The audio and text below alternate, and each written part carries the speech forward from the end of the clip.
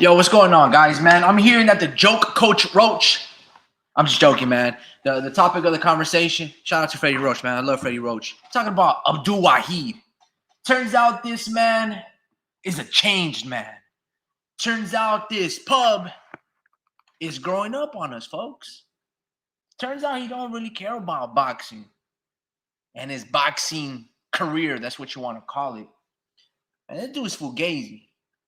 If I'm being completely honest with you, Abdul Wahid, this redemption tale and road that he's on, wants to simply be a better man. He wants to be a father, and he doesn't want to be a gorilla anymore. This is basically what he's telling us. He says that he's got two daughters, or one that's on the way, and he doesn't really want to be in this boxing world, as he has to father and parent them.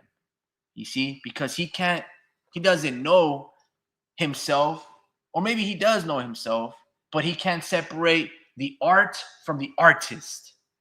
You get what I'm saying? For him, Tank Davis is, if he's in the fighting world, the fighting space, and having to be antagonized by these other professional fighters, he can't keep his cool. He's got to fake the funk. You know, he's got to have this persona of the ultimate macho man, right? And now he's got to be the toughest dude in the world. And if somebody says something towards him, like he's ducking this and ducking who, and afraid of this and afraid of who, then essentially, you know, he's going to turn up, and he don't want to be that person, that father, or see himself and his children and his daughters look at him in that limelight. Abdul Wahid is changing upon us. You know, he's gaining this 5% knowledge, and ultimately this fucking guy, who's ultimately a piece of shit, thinks he's better than us. So I'm not gonna let him retire. I'm not gonna give you this sob story of how he's great and how where he come from, he's done great things, and from I don't care. If I'm being completely honest, there's a lot of fighters like that have come out of poverty in the hood and done a lot of great things. God damn near 90% of the professional boxers. Your story ain't no different. You get what I'm saying? There's better men like Israel Vasquez that really fought the best in their little weight class, gave amazing, great fights with people that actually fight back, and they don't get nowhere near the credit as a fake career that Tank has. Tank's career can be summarized like a Jake Paul's career. Fake. It's completely fake, man. You know, it's filled with catch weights. It's filled with making fighters move up, old ass fighters that he's fighting. Jake Paul and the American hype job of Jake, the white hope, could be the same thing could be said towards Tank Davis. If Tank Davis is supposed to be the face of boxing, the face of Black American boxing, then it's the death of Black American boxing. If Tank Davis is that pillar. You get what I'm saying, man? It's ridiculous. By the way, shout out to this fight right here. This is one of my favorite fights. Even though Leo moved up in weight and things of that nature, there was one of the only few fights that Tank has had where the other person actually threw a lot of punches and actually came there to win. You know what I mean? Let's watch a little bit of the highlights, man. I want to talk about this shit. You can forget about that now.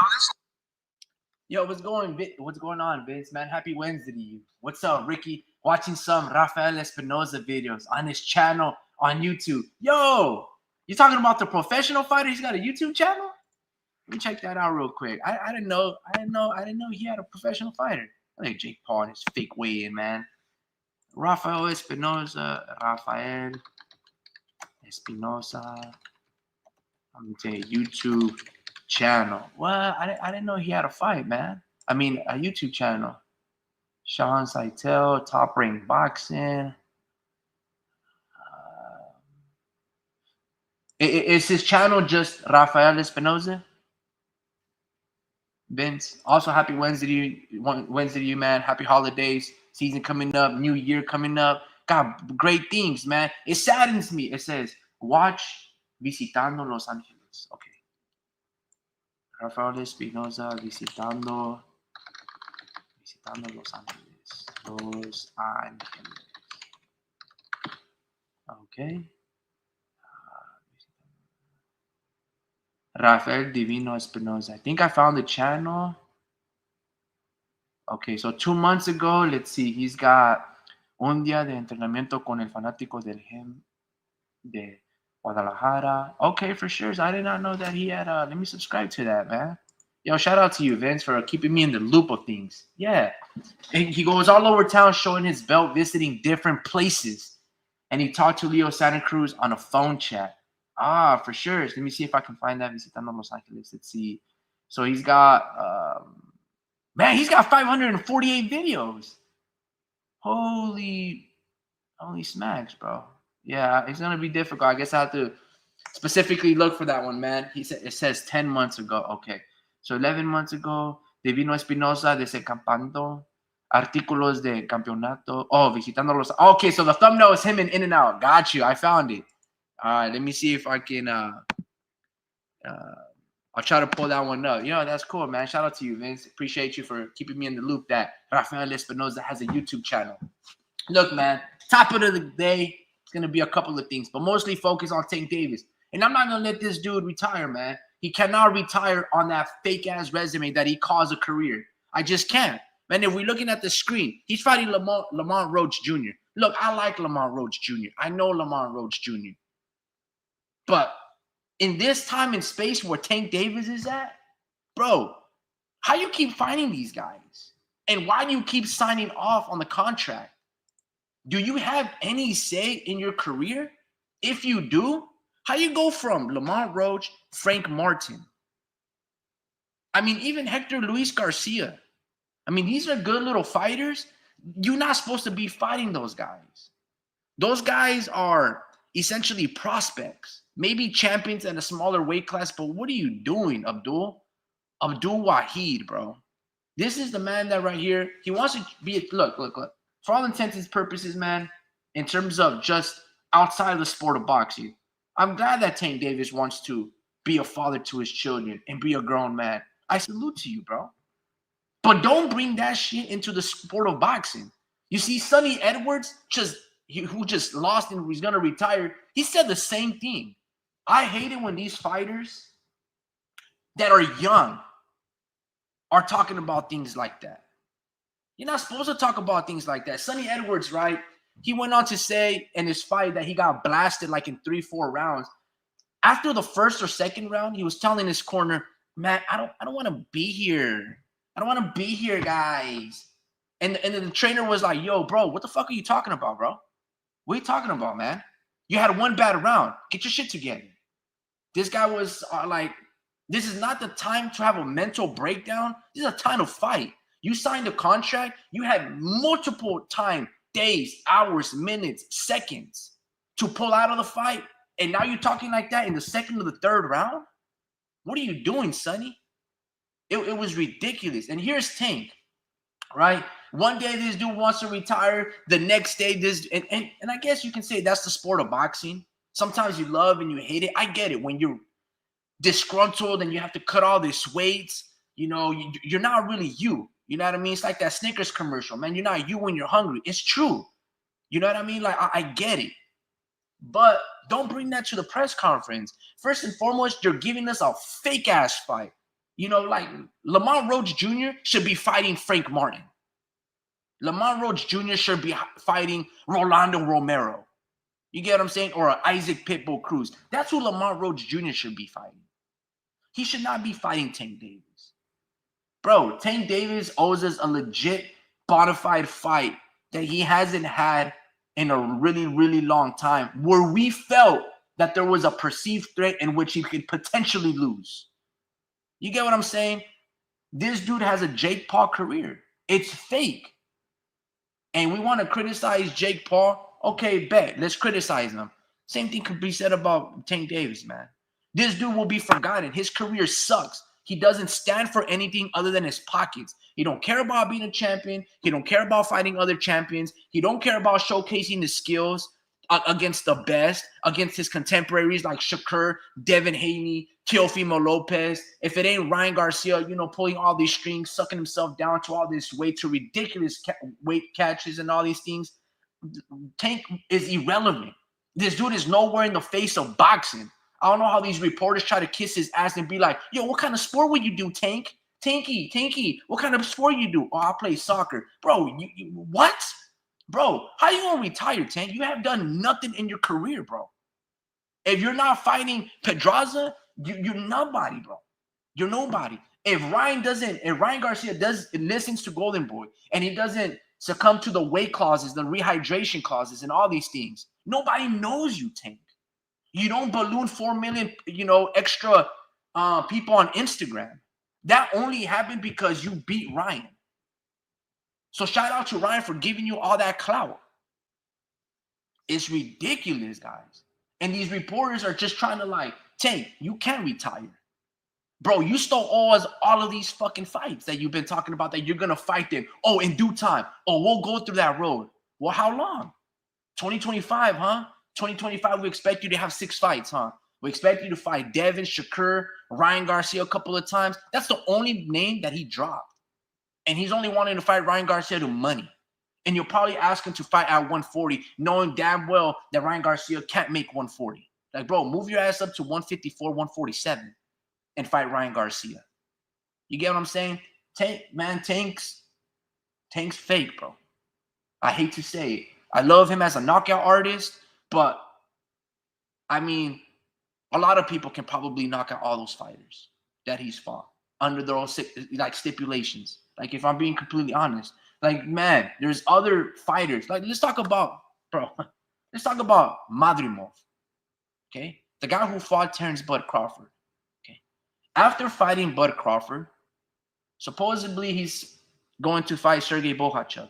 After Bohachuk, and a month or less than 2, he has to pretty much prepare a quick turnaround, cuts and bruises, all of these things. Not even time to have an R&R, right? And go immediately into a Virgil Ortiz fight. And what does Abdul Wahid talk about? You don't think Israel Madrimov wants to be a provider and want to be there for his family? And all of these things? Man, these fighters are spoiled, bro. I can't even call them fighters, man.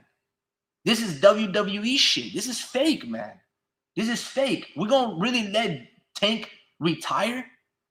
That's the most ridiculous take in the sport of boxing.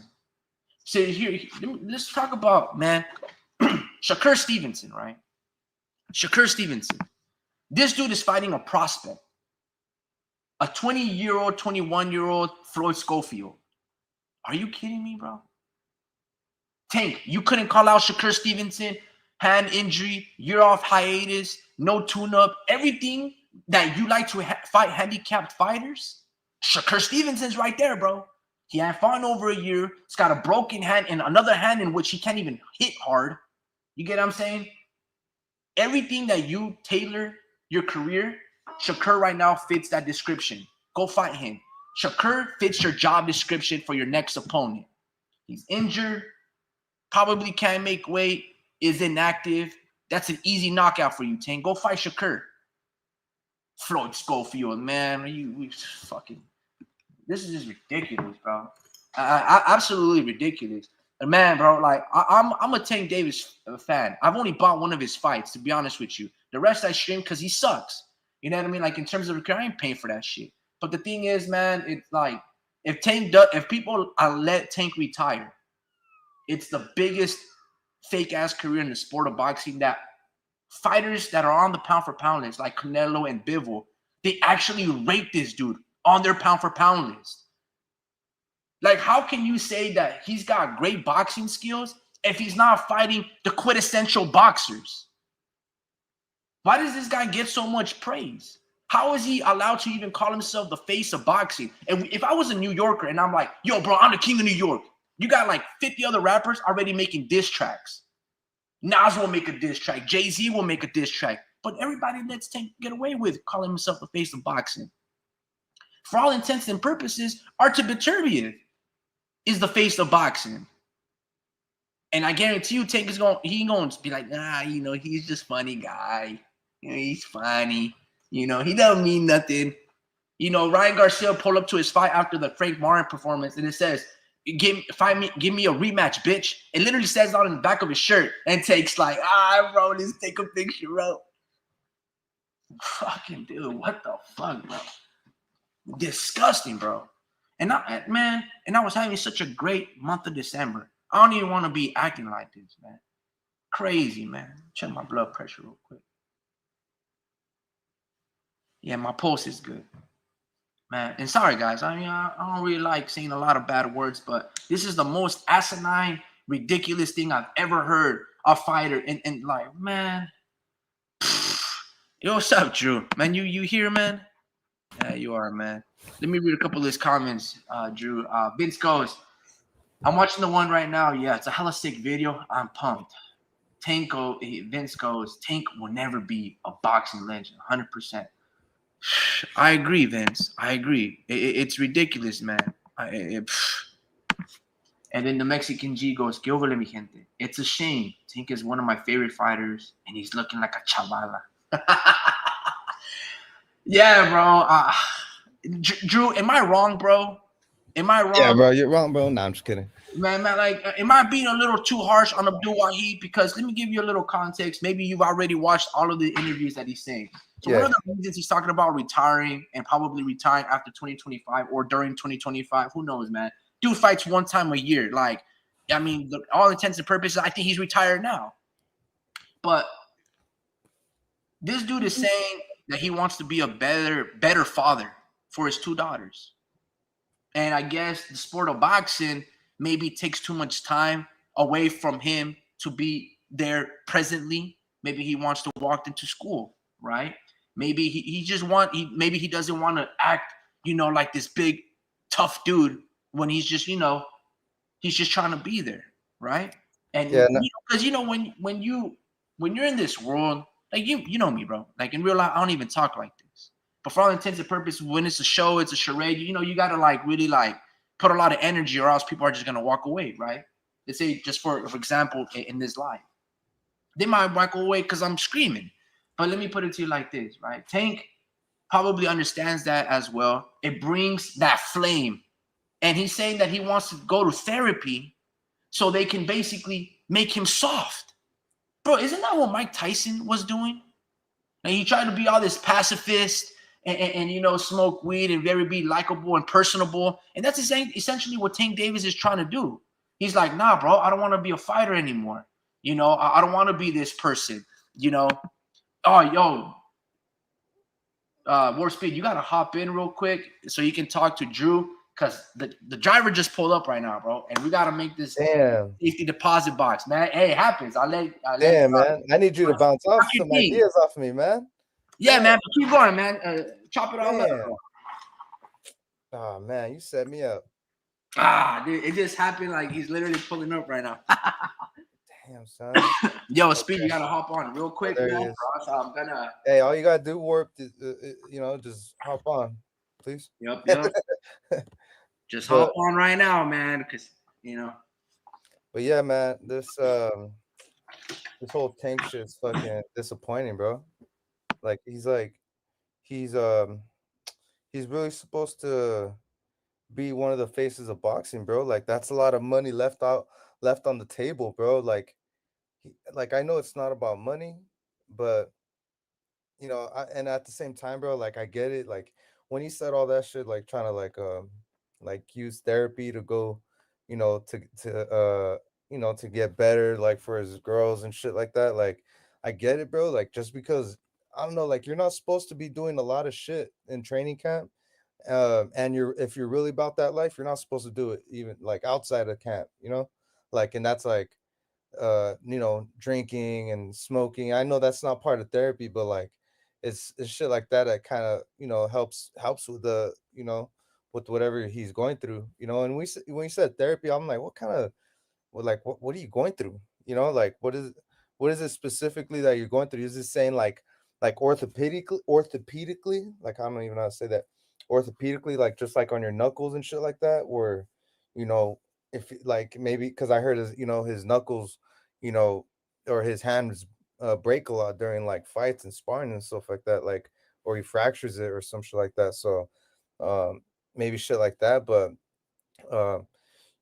it's like he's been doing it too long to quit, and he's not even trying to reach this the pinnacle, and just knowing what this dude's capable of, bro. Like he's like capable of knocking everyone out at 135. Like Teddy, like all these uh, boxing experts, bro. Like they have this guy. They don't. No one has this guy beating this guy.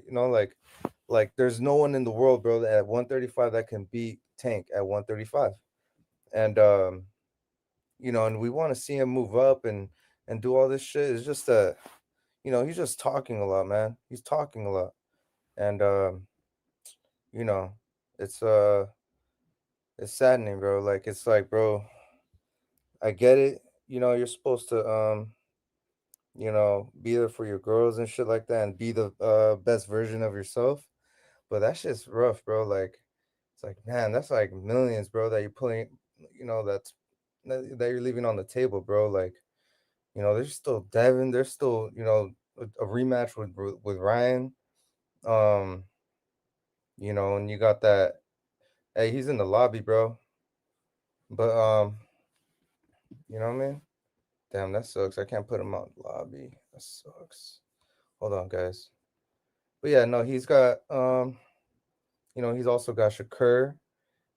Dude, honestly, I think he knocks them all out. He knocks them all out, man. And hold on, let me keep going, bro. Like I'll let you go on right now because yeah, like man, I had a lot more to say, I feel like, but with Tank, bro, like I feel like I've already kind of said it on my stories or like, to you guys. But man, he's like right there, bro. Like it's really unique, bro. What makes him special though is his size. Bro, it awes me, bro. Like this, and just hearing interviews, bro, and just like I'm gonna keep repeating it, bro. There's a super middleweight that weighs 168 pounds, right? I forget his name. I'm gonna keep looking it up though.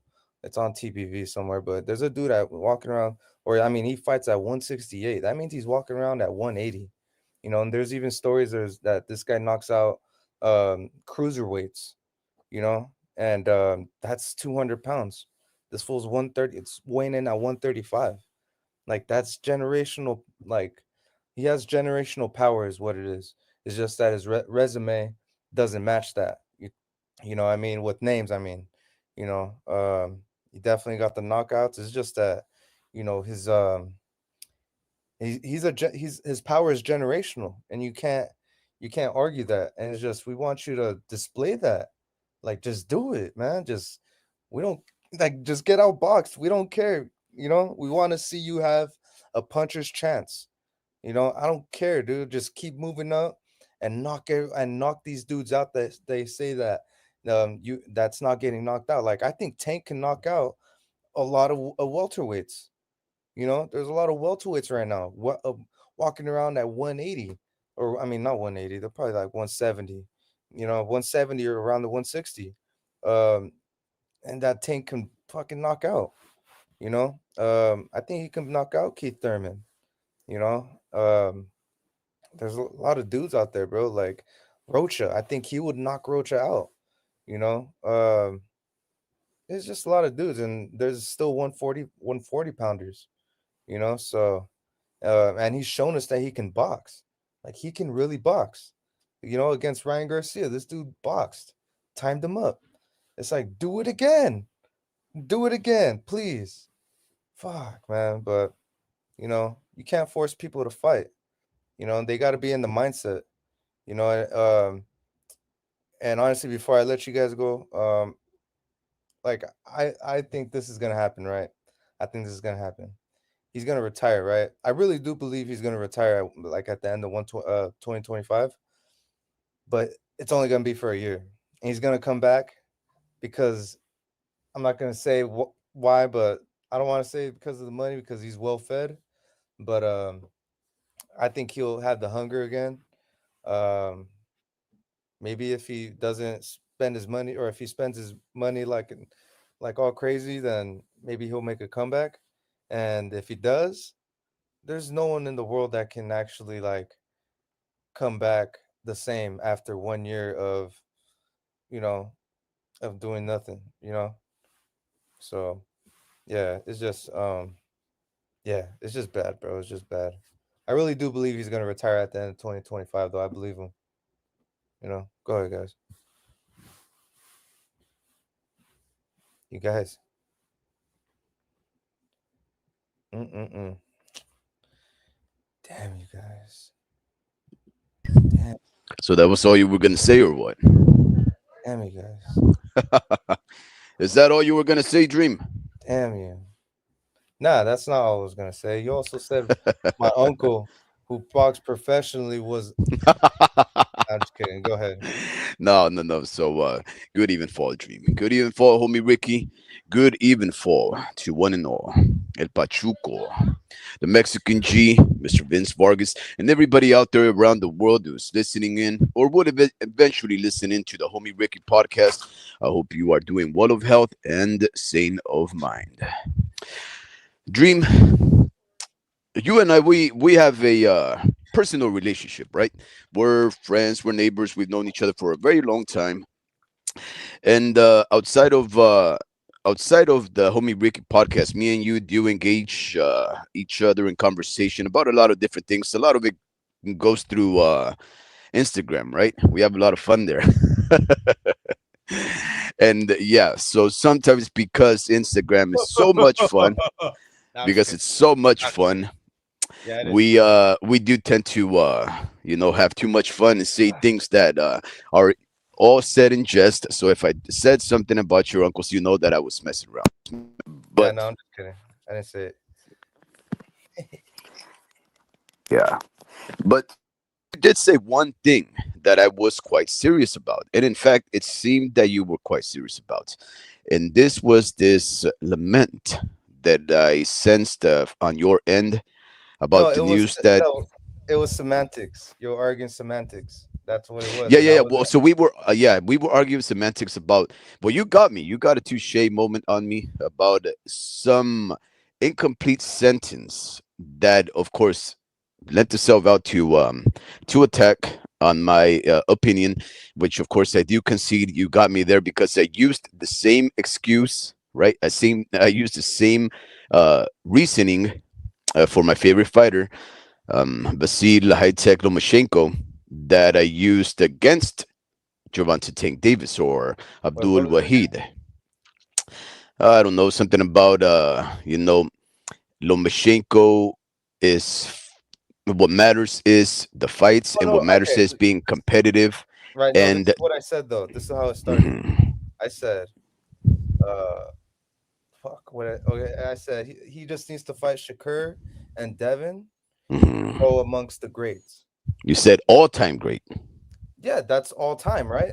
Like the No, I completely disagree. There is no all-time greatness by fighting only those two guys. well, he'll be the best of this generation. Compared to what, Canelo or Usyk In or his Terence division, in his Crawford. weight class. Oh, okay. So You didn't let me finish though. You kept going. So that's why it's hard sometimes, you no, know? no, no. I get it's hard. I get it's hard. But I just had a contention against that argument that you would deem the career of a possible career of Gervonta Tank Davis by only fighting and probably beating both Shakur Stevens and Devin Haney, as in putting him in the It would classifications of an all-time great. it And would I still just be say, it would still be considered incomplete though. I would still it's up there, but I'm not saying like I still want more than just that, but I'm just saying I'm asking for the bare minimum at that point.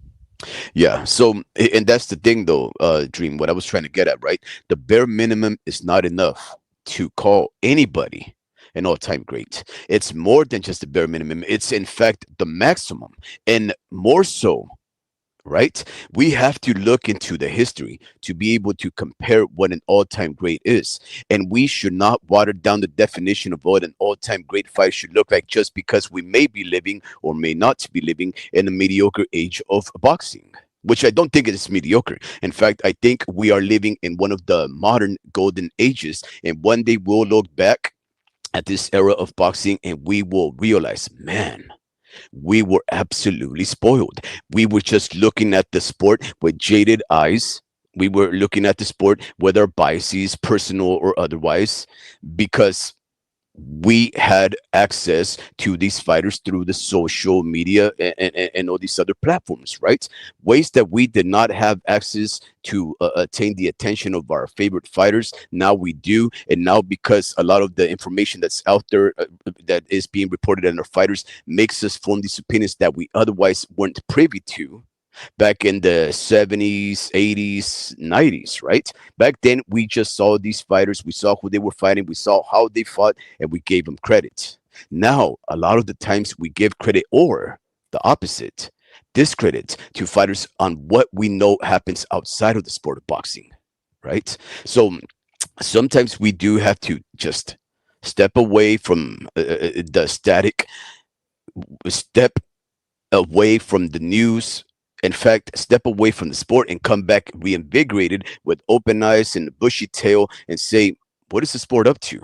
And then you will appreciate the sport. So it's not too holistic. It is not too beneficial to follow the news and these fighters so closely and attentively, because then you will form these opinions that will affect the way you think. And that's a problem in and of itself, right? Because we're overthinking things. Sometimes you just have to see it for what it is. This is a sport of boxing. This is a violent activity. And what we should see is the fights being violent, and that's what we should appreciate. And in the case of Abdul Wahid, and here I am, myself, I will declare from this moment forward that Gervonta Tank Davis is dead in my Oh, eyes. oh, And oh, Abdul Wahid is now the man that I'm going to be addressing oh, from going forward. oh, And okay. I was about to I, say, I, what the shit? and I say that with wholehearted respect, right? Mm, I have a newfound respect for Abdul Wahid as a man, for what he is proposing on doing. If it is honest, if it is truthful that he is retiring, I respect the man for his reasons why, right? But I am completely happy that Gervonta Tank Davis will be no more. This guy right here, Warp Speed, has nothing to lament, nothing to regret. If Gervonta Tank Davis come 2025, he decides to walk off into the sunset with one of his daughters in his right hand, the other daughter in his left, and his 5 foot nothing stature, walks off into the sunset, never to be heard from again, and he's a happy, happy family man. If that is what he wants, I want that for him, because I have that for myself. You see, when when I thought about this, right, the homie Ricky, he had this angle. He has this um, strong opinion about Gervonta Tank Davis, that he hasn't done anything in the sport, and that because he hasn't done anything in the sport, and I think I heard that from you also, he has so much more to do, so much more to offer.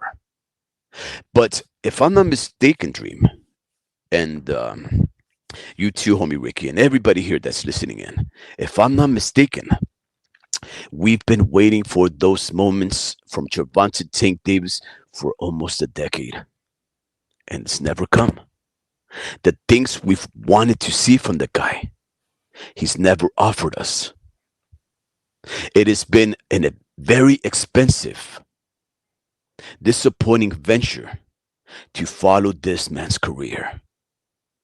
And the more we follow his career, the more we follow the news that surrounds this gentleman, the more we want to see things about him. The more we want to see those fights. The Lomachenko's, the Shakur Stevens, the Devin Haney, the Teofimo Lopez. We want to see him against Navarrete, Baranchik. We want to see him against all of these fighters, because his fellow cohorts, his peers, Amado Vargas, and every other sparring partner of his, 200-pound fighters that talk about how he's the hardest hitting man that's ever punched him to the body or otherwise, all those tales, all those sparring tales entice us and make us believe that this man is the future. And guess what? He don't care about you and your belief. He don't care what you want because he wants to control his career. And now he wants to control his future. His future now, if we are to believe what Javante Tank Davis is saying, his future is one where it is about religion, faith, family. And if he wants to abandon my favorite activity, the sport of boxing, one of our favorite activities, all of these guys right here reunited to listen into these tales about boxing, if he leaves us, it's okay. It was worth it. It was worth it. If Abdul Wahid decides he is no more. Now, if he does have another fight in there after this, and it is not one that we want to see, guess what? We need him gone as soon as possible. In fact, I don't want him to fight ever again. If Lamont Roach, a fighter that he has already faced 2 or 3 times in the past as an amateur, if that is all that he has to offer, a friendly face, a familiar face that obviously he has beaten before, if that's who he wants to fight and you suckers, and myself included, are going to fall for it, it's our folly for believing in another man when we should believe in ourselves. And in fact, we should disregard his career and no longer pay attention to this man because Javante Tank Davis is no longer with us. The man, the myth was only that, a myth. Now we have Abdul Wahid, a fighter that may not have a fighting spirit, and he is resigning the sport that he started a fight with since he was 6 years of age, and that they broke his fighting spirit by trying to manipulate him and handle his career with kid gloves. This man right here is no more. Abdul Wahid, I welcome you to this world. I wish you a happy life, but good riddance to you.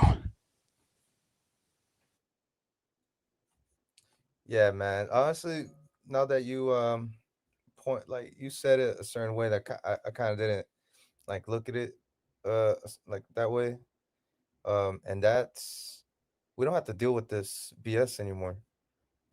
Like we don't have to deal with well, I mean, there's still fighters out there that kind of do what Tank does as far as like picking their opponents, and that's obviously Canelo. But you know, Tank um is different. He's not at Canelo's level. He's not solidified like Canelo, so he can't do what he's doing right now and just cherry picking and shit like that. So um that there's also some like on the other there's also this other argument that's pretty much saying that Tank could possibly be like trolling and not being serious, which I don't see, just to boost the sales, so they can see his quote unquote last fight. So who knows? He said at the end of 2025. So who knows if that's including another opponent or like hopefully he doesn't think Shakur, like if he fights Shakur at the end of 2025, that's still not enough. You know, that's still not enough. You're gonna probably gonna get the KO, and you're gonna retire, and you still got other dudes, other dogs in that division.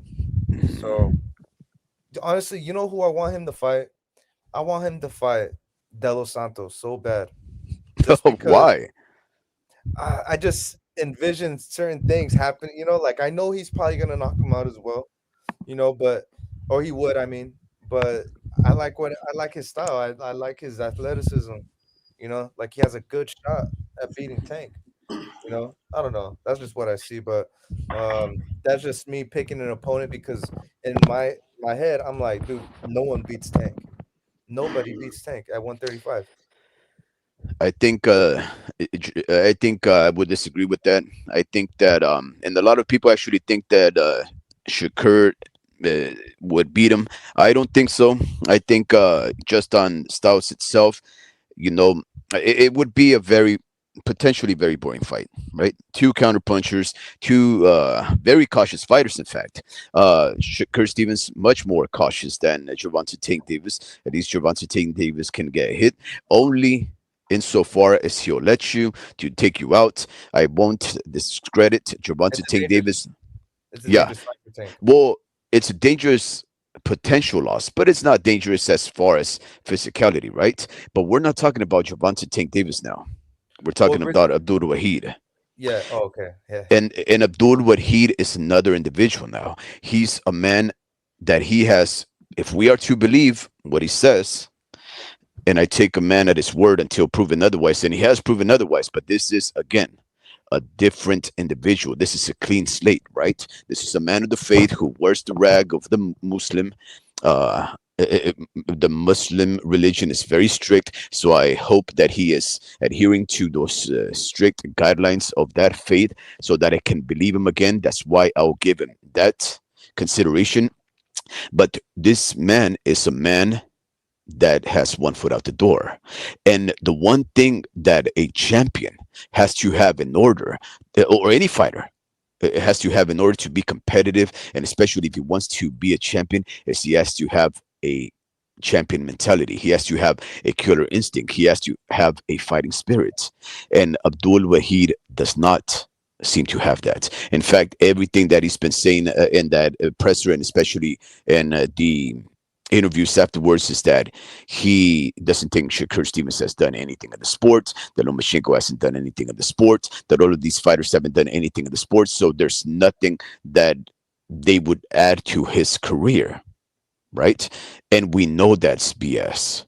We know that, irrespective of what you and I say, we know that Teofimo Lopez is an accomplished individual that's fought very, very tough, accomplished individuals himself. Shakur Stevens, a lot of people say, what has he done? Well, he beat Oscar Valdez, a three-time weight division champion, right? Who wasn't defeated by the time that he fought him.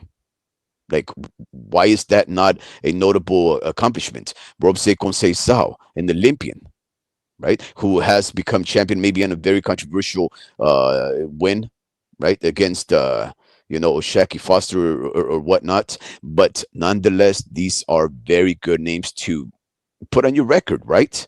But he seems to want to justify his lack of names on his resume by discrediting those fighters, and we know that to be fallacious. We know that to be a lie. So now we have a fighter that is trying to explain why none of this matters, right? And the one thing that I will say about Abdul Wahid, and well, Gervonta Tank Davis' dream is this: he's been fighting since 6 years of age. Think about that. He's 30. That is a quarter of a century of fighting. The reason why he's so pugnacious, so devastating, so powerful, so technical, so quick, so reflexive, is because he's seen it all. He's done it all. All of his career, he's done everything, right? He has to be tired. But it's not that he won't miss the sport. It's not that he doesn't want to fight. The thing is, Dream, it really does seem to me when Money Mayweather, sitting right next to him, he said, don't blame the fighter. Blame us. Blame Ellerby. Blame me. Because we're the ones who made him fight these fighters. We're the ones who designed his career. They're trying to say that Gervonta Tank Davis should not assume no responsibility for the way that his career has looked lackluster, because it has been their machinations and their management, and not his own decisions, that have placed him in this position where people want to see more of him because they don't think he's done anything. And I assure you, as a fighter, because I respect fighters, as a person that understands fighters and, of course, appreciates all that they've done, I do not believe that Gervonta Davis is a coward. I do not believe that he would willingly duck Lomachenko, Shakur Stevens, Teofimo Lopez, or Devin Haney. Yeah, I don't think so either. He Exactly. I don't think he's afraid of getting hurt. That, and he just trying to play it safe way too much, bro. It's a giant duck. But Yeah, yeah, yeah. it's actually sideways ducking, right? They've made Tank Davis sideways duck. You think? Look, I've heard those sparring rumors about Gervonta Tank Davis not hurting 168 pounders. Of course I've heard them, right? Um, I'm trying to think of who that guy is that said that. I remember like a 168-pound fighter, It was black on guy. TPV, remember? Yeah, yeah, yeah, yeah, It was yeah. they're like, who was there? They asked him, they're like, who is the hardest puncher you've ever faced? No, because they knew he sparred Tank. Whoever that guy was, he was wearing glasses, but he was. They asked him, they're like, is Tank the hardest puncher you've ever been in the ring with? He goes, honestly, yeah, he's by far the hardest puncher I've ever felt.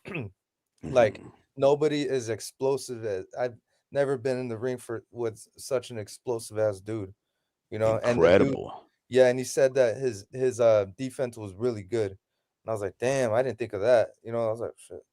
But Homie Ricky said that Gervonta Tank Davis is the Jake Paul of professional boxing, but it actually sounds more like he's more like Bruce Lee, right?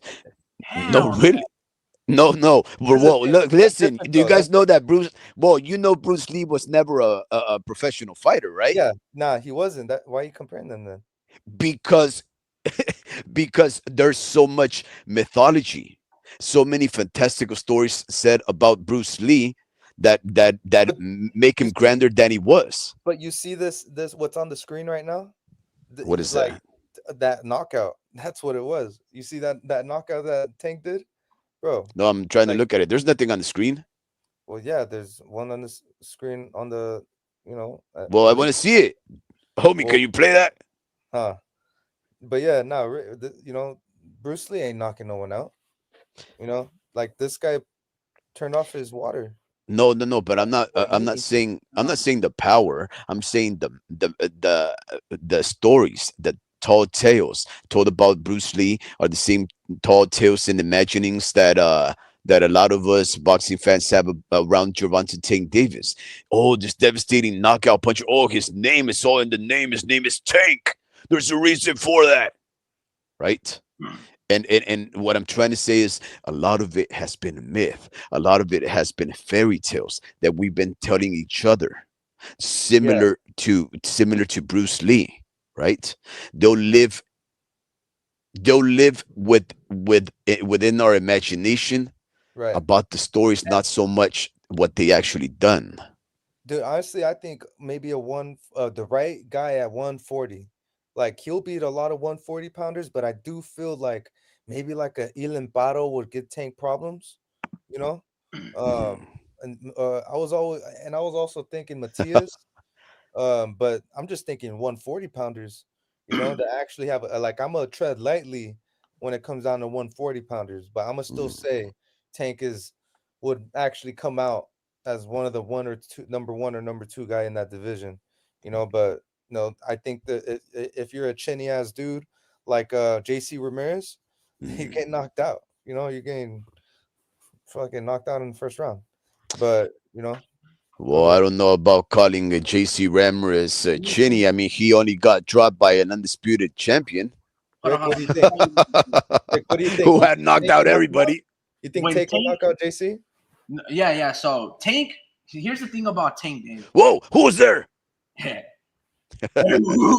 Nah, man. Look, Hey, to be honest with you. All right, man. Have you guys read some of these comments, man, before we start talking? yeah, go Yeah, ahead. okay. Let me do it. Let me do it, please, because I haven't read comments in a very long time, and I do like to take an opportunity to wish everybody a good time. So here we go. The Mexican G, Mr. Vince Vargas.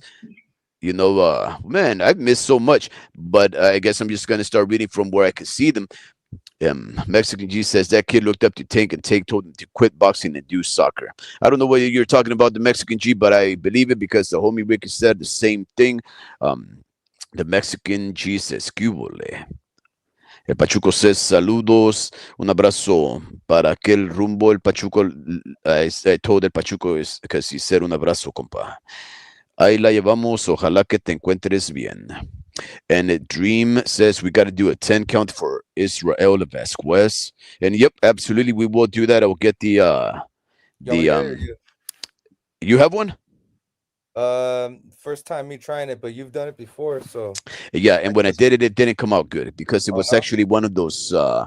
winded chimes. So I hit one and they kept hitting the others and it Well, I'm made gonna test it out. I'm gonna test go it for it. out. Test them out while you. I'm gonna put myself on mute while you. Okay, go. Okay, Mr. Vince Vargas says they should put Tank. They should make Tank fight in the smallest ring possible. Put him in a phone booth. Well, you know what, Mr. Vargas? If they did that, um, I pity the fool who faces Javante Tank Davis in a phone booth because I'm sure he'll come out on top. You know, in a room in the kitchen, a kitchen is better. Kumbaya. Salute Ricky from Lord Frieza. Good even fought to you, Lord Frieza. Javante ducked a Sarbonne to the Doria moved up to 135 to face Tank. They even reached out to his team. Still, that N word wouldn't sign the contract. Homie, I'm not too sure who the Doria is nor Sarbonne, but I guess I've missed out on a lot of boxing because I haven't heard these guys. Not my boy Leo. Yep, that is your boy Leo about to get knocked out in the background. Vince, the Mexican Jesus comparing Tink to Jake Paul is very disrespectful. Jake is a clown. Yep. I don't know if he's a clown. The Mexican Chi. It's hard to say. Well, I guess a clown can make good money, right? I mean, I think Bozo the Clown was a millionaire back in the day, and depending on these who you think these politicians are, some of these politicians are actually very clownish, but also very astute. So, yeah, they are clowns. Yeah, I guess Jake is a clown. Tank being compared to Jake Paul may be very disrespectful. That was probably something that the homie Ricky came through as an angle. Mr. Vince Vargas says, salute to everybody. Que huele Pachuco, the Mexican G to me Pachuco from, I think he's, is it Browns? No, not Brownsville, Texas. It's been a little while. Maybe Laredo. But yeah, homie, what say you, man? You compared Tank Davis to Jake Paul. We were having an argument, right? Going back to that whole thing about Jake Paul and the Mike Tyson affair that we had presented to us a couple of weeks ago. Homie Ricky, do you think this fight between Mike Tyson and Jake Paul tarnished the career, the legacy of Iron Mike? Yeah, man, I'm not gonna start with that bullshit. That's a fake ass fight. Look, what I'm trying to say with Jake Paul, and yeah, I'm not gonna answer that ridiculous question because everybody knows it's ridiculous. Look, man, Tank and Jake, bro, even rhymes, bro. You know what I mean? Mhm. They have the same career. Mhm. In fact, whatever Tank is trying to accomplish, Jake Paul is doing it 100 times better. That's it. Whatever, because Tank, I don't really look at Tank as a real fighter because he don't really fight real fights. Now, to his credit, he's fighting a lot of undefeated fighters. You get what I mean? But for a guy that you told me that he's been fighting since he's 6 years old and he's still fighting prospects, see, I can expect this type of behavior from a guy who didn't really have it or didn't have an amateur career in Jake Paul. He's learning on the job. What's Tank Davis's excuse? He hasn't learned on the job. He's been learning that since he was 6 years old. So when he turns pro, he's got 14 years, 12 years of amateur experience. The guy has over 150 amateur fights. How much does Jake Paul have? Oh, he don't have one. That's why he's fighting UFC fighters, guys that are like post-retirement or they can still continue to fight. So whatever Tank is trying to do, right? Jake Paul is doing it 100 times better. If Tank is just focused on making big fights, big money, big events, he's saying, look, Jake Paul is more the face of boxing than what Tank Davis has accomplished in his career. What Jake has done for Amanda Serrano and Katie Taylor is 100 times much more significant than Tank has done ever in his career. So if we're comparing both Jake Paul, who's got a fake boxing career, which he's allowed to have sanctioned bouts, and then you have supposedly this face of boxing in Tank Davis, give me Jake Paul's career. Give me the next face of boxing. And I'd rather put money behind Jake than I would for Tank Davis. You get what I'm saying? Everything that these two people represent, Jake has done much more significance. He's actually signing prospects like Ashton H2O Style, whatever his name is, Amanda Serrano, a couple other fighters. A local from Salinas, Angel Chavez, has fought on MVP promotions, has fought in one of Tank Davis, Jake Paul's undercards. This is true. So Jake has done much more significance than anything Tank has accomplished in his career, let alone female fighting. He literally brought boxing to Netflix. Tank couldn't do that. Hell, Tank can't even get a fucking sponsorship because this dude runs over pregnant women. Jake Paul does. He gets nothing but endorsement deals. You get what I'm saying? So I can expect this behavior from a Jake Paul. I couldn't expect this from Tank. You get what I'm saying? So, and we're comparing these careers because you can compare a Gervonta Tank Davis and a Jake Paul's career. Give me Jake Paul's career. I'd rather be comfortable, and though I don't say this with pride, calling Jake Paul the face of boxing over Tank Davis. Because at least Jake Paul will somewhat listen to the fans and he will engage and interact with the fans. You get what I'm saying? Like they asked him, yo, fight a real fighter.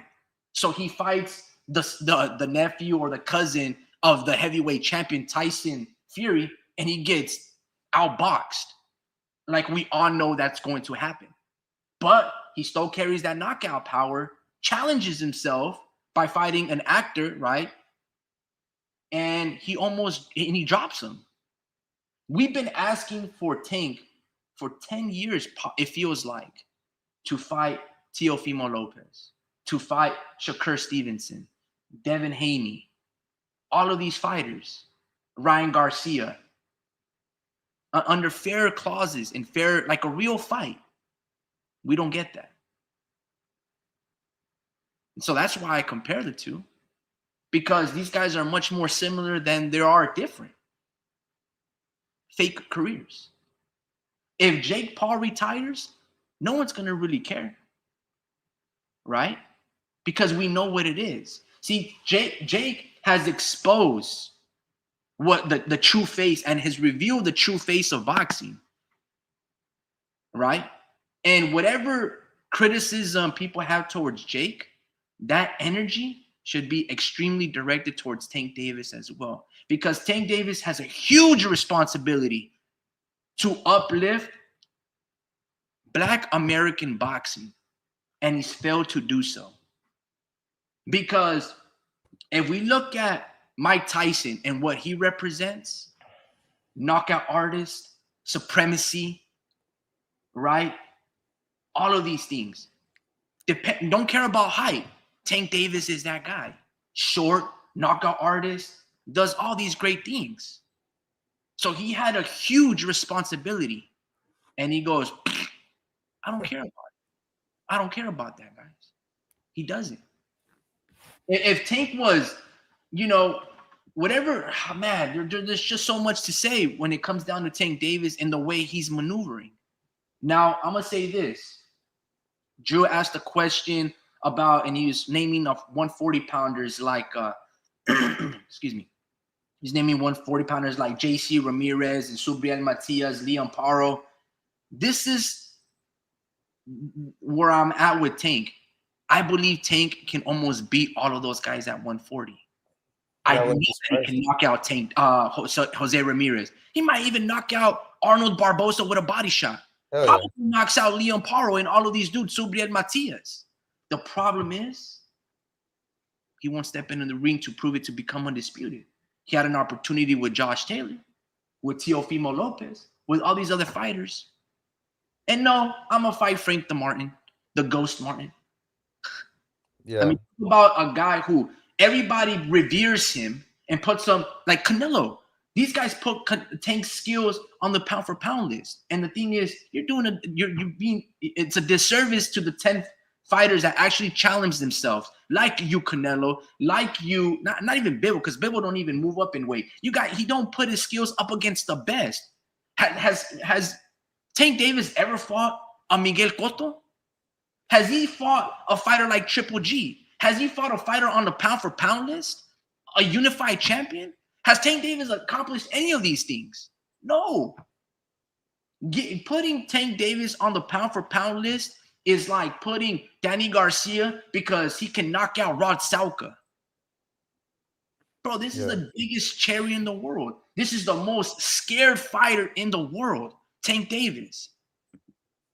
And this dude wants, bro, like, what are we talking about here? Look, man, when he fought Mario Barrios, you saw that he could get beat and he was getting outboxed. But then you also saw that he's got a puncher's chance against these bigger men that are taller. And he'll find a way. That was a good-ass fight, him and Mario Barrios. Yeah, there was a rehydration clause. Yeah, Mario Barrios was already thinking about moving up to 147, X, Y, and Z. That was a good-ass fight. That was a great performance. You get what I'm saying? So Tank, I know he can beat a lot of these dudes at 140, hell, at 135. But he will never give us those fights. And if he's never going to do that, then retire. I guess. But I don't want him to retire. I don't want to let him retire. Because I do want to see those fights. Bro, he has a lot of value. I mean, we're not done. We know what we see. But at the end of the day, you can't retire and we can call you a great. I don't care if the city of Baltimore, if they call you a legend. Yeah, I'm sure that you're a legend there. Like I call my local fighter, Ruben Villa, a local legend. But Ruben ain't never been a champion. He ain't ever been unified, undisputed, multi-divisional thing. You get what I'm saying? Like he's a local legend. So salute to you, Tank. But there's a dime a dozen local legends for a lot of things. Street art, graffiti, all of these things. But are you up there against the best? You get what I'm saying? So for all intents and purposes, this man is trying to be a better father. That's great. I'm sure that I hope that you'll be a great father to your daughters. You be present. That's one of the strengths of being a man is don't get caught into the system and games and all of these things and get locked up and then you're not there for your children. That's to be a father in the presence and help your wife accomplish her dreams and she'll help you accomplish yours and you give that tutelage and wisdom, you know what I mean, in your household. That's the strongest thing that a father can do or a man can do is be present in the lives that he brings into this world.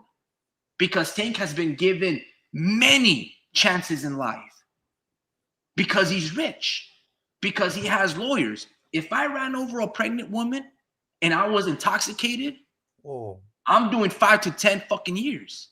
And I don't care if I had a clean record and I'm a college graduate and I got multiple degrees and X, Y, and Z and I've had these professions. It don't matter. Guess what? I'm going to do some jail time. Yep. You know what I mean? But if it's Tank Davis, oh, bro, you go on house arrest for 2-3 months. And in those 3 months will allow you to train and will allow you to prepare for a fucking fight like Frank Martin or a Ryan Garcia, whenever the time that occurred, because he's rich. So they have a different bracket system. Not to get political, I'll get political, but Joe Biden just pardoned his son. The rich get away with a lot of shit that us common folk wouldn't be able to get to. You know what I mean? And it's been like that from the dawn of time. In the past, it was, I'm not going to go with that. It's going to be social, political. But what I'm trying to say is all this stuff. He got away with a lot of things that any other, average Joe like myself would not get a pass. Okay? Now, we talked about, when I left, I don't know if you guys talked about that he wants to take therapy. He basically, in other words, said that he wants to put the fire out that he's got this burning desire, you know what I mean, of like, you know, a savage, a barbarian, a fighter. You know, he wants to be soft. He wants to demasculinity. You know, he wants to strip his manhood essentially. You know what I mean? Neuter me, basically. That's what he's saying. Because I don't want to be this person in front of my daughter. Wow. Bro, I Do you? remember. Go ahead. Wow, that's so offensive, man. Bro, That is listen, so that's what offensive. he's saying, bro. Listen, that's what he's saying. He's saying Oh, he's that's not saying that. Are you kidding me? Like, bro, listen to me. Listen to me. Dream. When Abdul Wahid says that he wants to retire in order to become a family man, is he saying that he's gonna become emasculated? I'm That sorry, he's Juan. trying to go to therapy in order to become less of a man, so they Hold could strip him of his testes? Is that what you hear? So, like, you gotta explain who Abdul Wahid is to our new listeners, man. Okay, so Abdul Wahid is the man formerly known as Javante Tank Davis. Abdul Wahid is saying that he needs therapy in order to develop into an individual that he wants to be for his family and for his daughters. When you hear of a man speaking about no longer being interested in fighting in the sport that he's been there for, wow, 80% of his life, a quarter of a century, right? That people speak so highly about his potential and otherwise, even though perhaps he's never actually proven it with the best out there. But do you hear a man saying, I want the world to see me become lesser of a man? I want the world to know that I am a mentally defective, mentally impacted individual that needs to go to therapy in order for me to develop into a better man. Do you hear a man that is lesser of a man but trying to pursue becoming better, even though he is walking away from one of the greatest definition, one of the greatest examples of what makes a man, which is the fight, right? That's what he actually does. He is in the most manliest of activities, which is warfare. Do you hear a man trying to become lesser of a man when he talks about seeking therapy and trying to be a better father? Is that your impression of Abdul Wahid? Nah, I mean, uh, like, I get it, bro. Like, it's dude. You know, you have to have some kind of mentality in whenever you go, spar or train. Um, it makes you who you are as a fighter. So once Man, what once did Adrian Broner say to what? Leonard Ellerby? I know you can do this, Adrian. He said, man, shut that soft shit up. What? Yeah, Listen, bro. Listen. Listen. What you got going on in private, keep it so. yeah, This is a press conference, bro. You're here trying to build up and sell us this fake ass fight with Lamar Roach Jr. Like the other fight with Frank the Martin Ghost or Frank the Ghost Martin, whatever these guys' name is.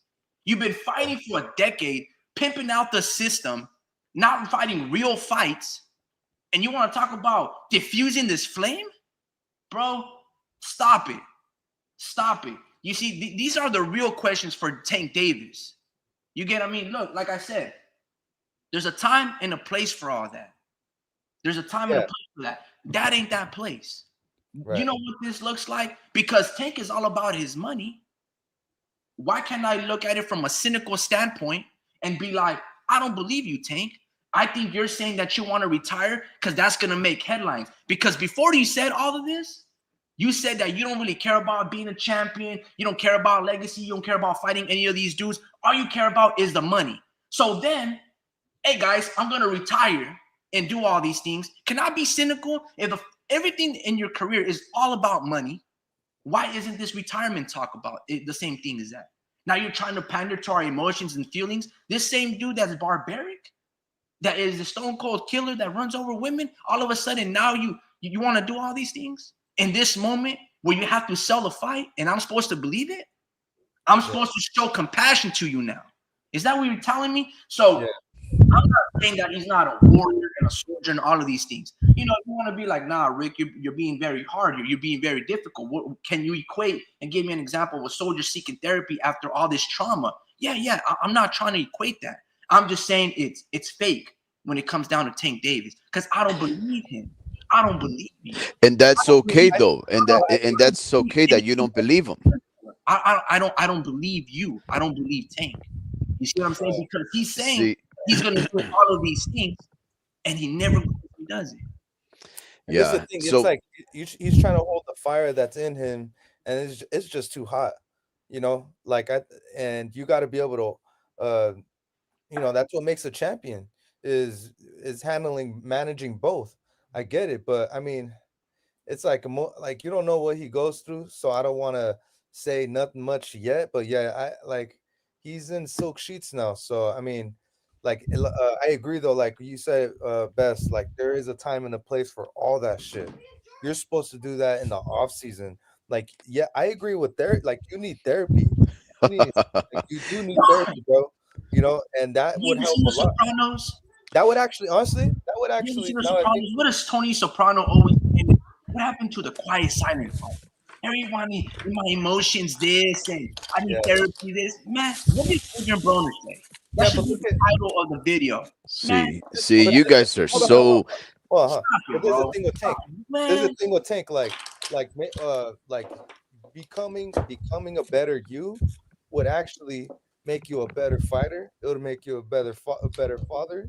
You know, like he needs to like learn how to articulate how he feels, and that shit would make a huge difference in his fucking life. You know, and you could see he's all like I don't know, he has a hard time explaining his emotions. He doesn't know how to, get, you know, just trying to beat around the bush by just staying stuck. You know, I think communicating, would probably actually make him better because there's a reason why Calvin Ford was there. What do you guys think about that at the press I conference? didn't see Calvin Ford there. Was he I there? know no, he wasn't. That's what I'm asking. You know Like, why he ain't there? Because supposedly Tank Davis don't want to pay the man. mm, I don't damn. know if that's true, but I mean, wasn't there like a rumor a while back that Calvin Ford and receive a check? Wasn't that a big old thing at the boxing boy? Like a You couple see, months back? There you was Nah, see the honestly, hypocrisy. that's You the see first the time. hypocrisy though.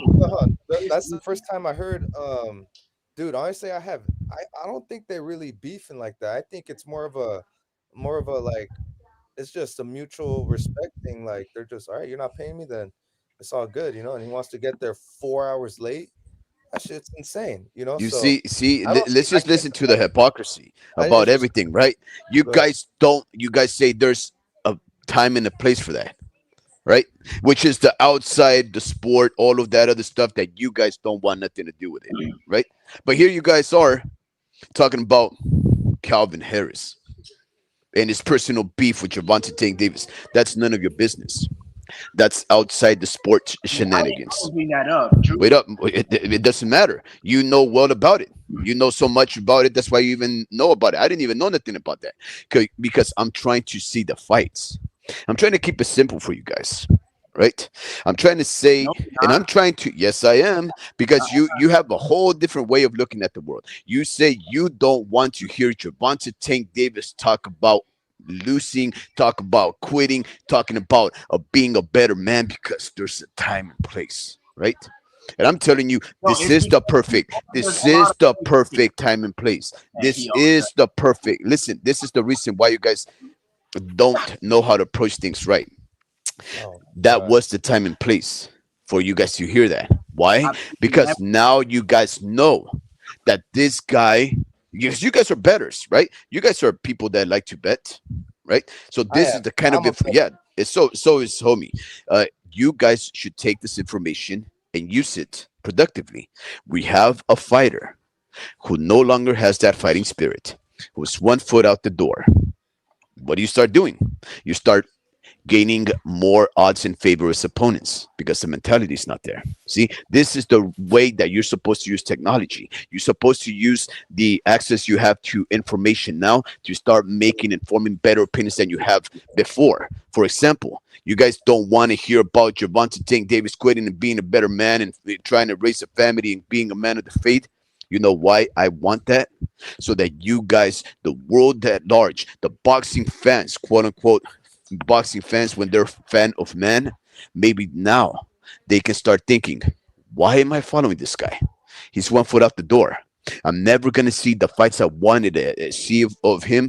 I'm never gonna see and prove to my detractors, the people that I used to argue with and online, that Gervonta Tank Davis was the beast that he could beat that he could beat Lopez, Lomachenko, Haney, Shakur. I'll never have the opportunity to laugh at those people that said Shakur would never fight and beat them.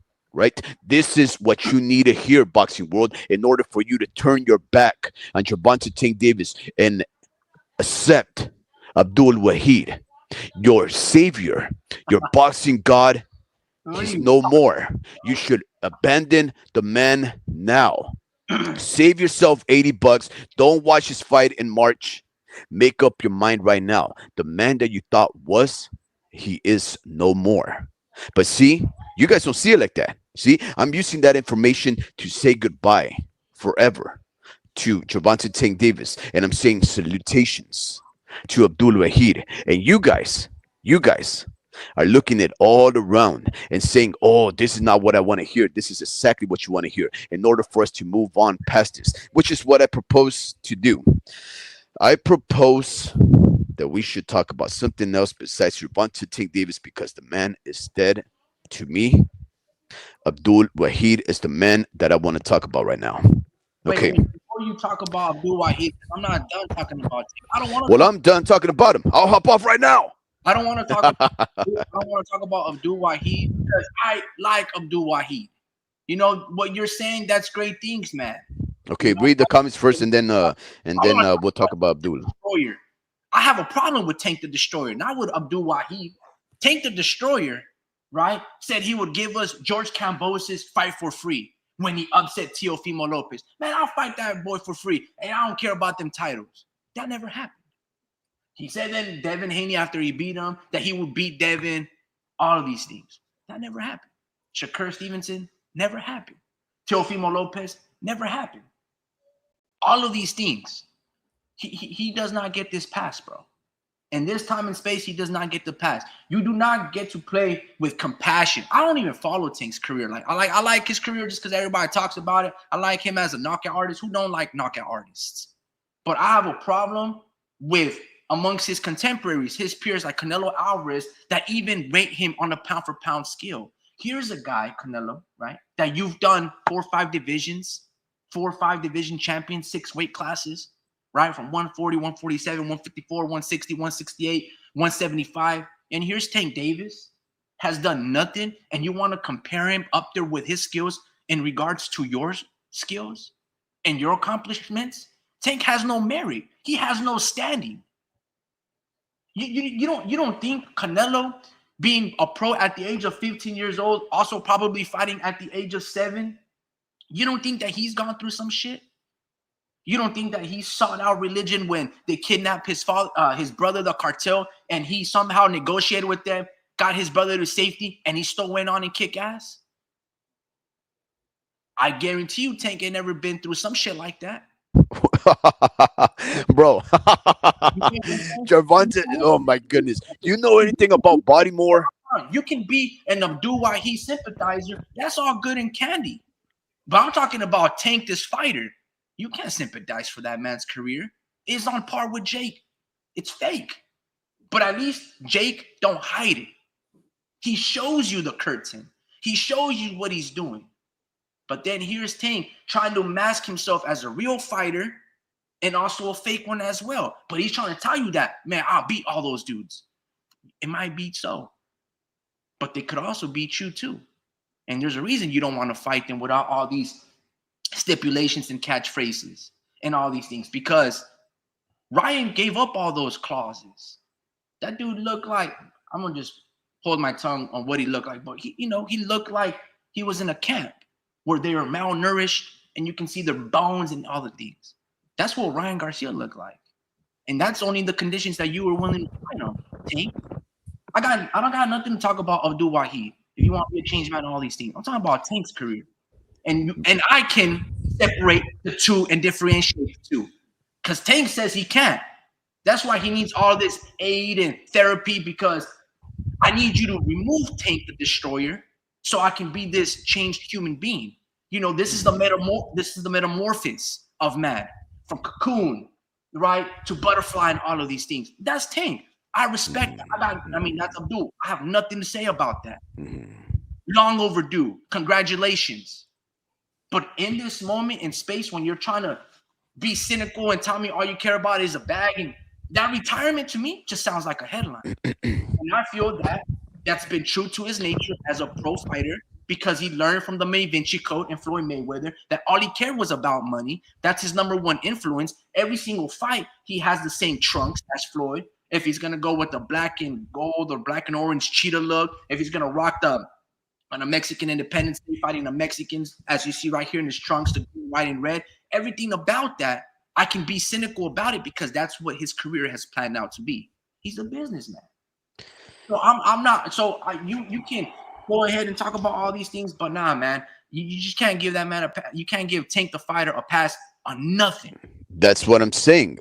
I don't think you and I disagree on that. I'm actually saying here's the thing. He's not saying Lamont Roach is his last fight, by the way. He's saying he's having okay, but we should take this opportunity to say goodbye to him now. We should take this opportunity to make this for us, symbolically the last fight that we see of this man, and we should move on past that because he hasn't done anything in the sport. He has never provided anything that we've wanted to see. He's saying goodbye when there's so much out there to do, and he's choosing to do that. If he wants that for himself, let's help him by saying goodbye. Now, I do want to talk about Abdul Wahid because I think the only person that actually understands them is not only myself, but I think the Mexican G said it. The Mexican G, I think he said he wants to be at peace. Okay.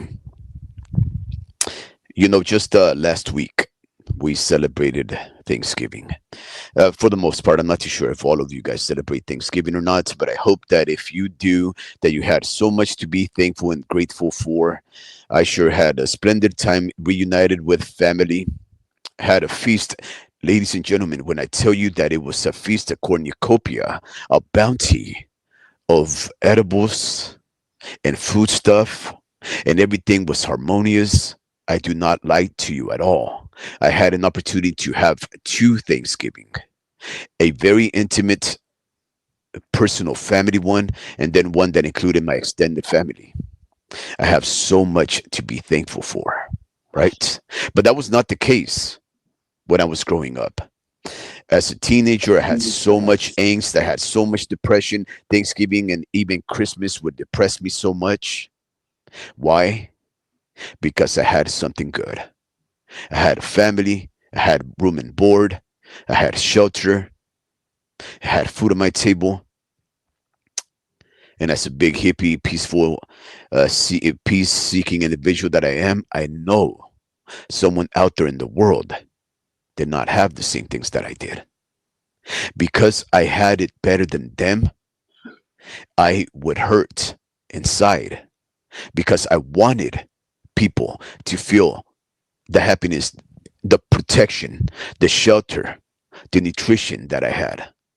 And I knew that every day that I turned off the lights after watching episodes of the X-Files on the Friday nights, that someone somewhere in the world had died of freezing to death, hypothermia, or maybe they just burned because of dehydration. Right? These days were not very joyful ones for me. Now, all of that has since changed, but I always sought out peace. I always sought out a better life for myself. I became a vegetarian for about 16 years of my life because I couldn't fathom continuing to live a life, being so happy and so fortunate, and yet continue to live that kind of life, knowing how happy I am to be alive by taking the life of other sentient things. Oh, man. So when a person wants to change their life for the better, to seek out an inner peace, I encourage every single one of them to do so. 2 weeks ago, I read a story, right? A Chicano man in the city of San Jose one of the most expensive, one of the most wealthy cities in all of California, San Jose, which is Silicon Valley, Santa Clara, all those places, guys, right? You have incredible wealth on one side and incredible poverty on the other. A man was abandoned by his wife. The man kept his 14-year-old son, who was a football player for one of the local high schools, right? His fellow footballers, they discovered that he and his father were living in a car. They bullied and taunted him for being poor. They this is supposed to be a fraternity, guys. You guys go to war in football. You take beatings, you beat up on people. You strategize, you work together. You lose together. You win together. It's supposed to be an extension of brotherhood. And instead, they decided to belittle him on his impoverishedness and his poverty, on his hardships. And the man had to figure out a way on how to celebrate Thanksgiving, knowing that his 14-year-old son took his life. Right? I have no problem with any individuals doing everything it takes to find an inner peace. If Abdul Wahid is tired of beating up on people and choking them in basketball courts, if he's tired of drinking and driving and crashing and abandoning on a DUI and a hit and run a pregnant woman, if he wants a better life so that he can change for the better, I don't give a rat's ass if he never fights again. Right? I'm not going to be the guy who brings him down right now. And in fact, I'm going to be the one to encourage him to quit as soon as possible to be a better man. If boxing has been something toxic to him, if it's been a poison where people just naysay and other men handle his career and others criticize him, and he's done it for over 25 years of his life, almost longer than some of us have been alive, right? I'm not going to fault him. I'm not going to blame him. I'm not going to accuse him. I'm going to say, good riddance to you, and I wish you a better life. Ladies and gentlemen, although the sport of boxing means everything to you and I, it's not our life.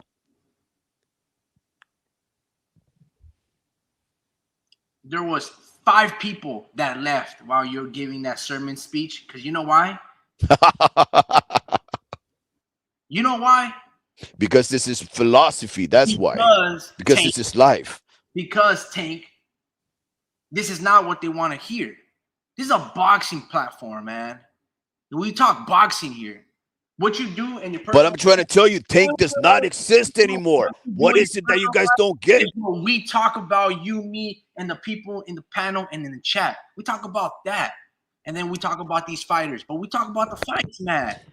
You get what I'm saying? Look, I get it, homie, but I'm trying to get it. Let me make it real simple.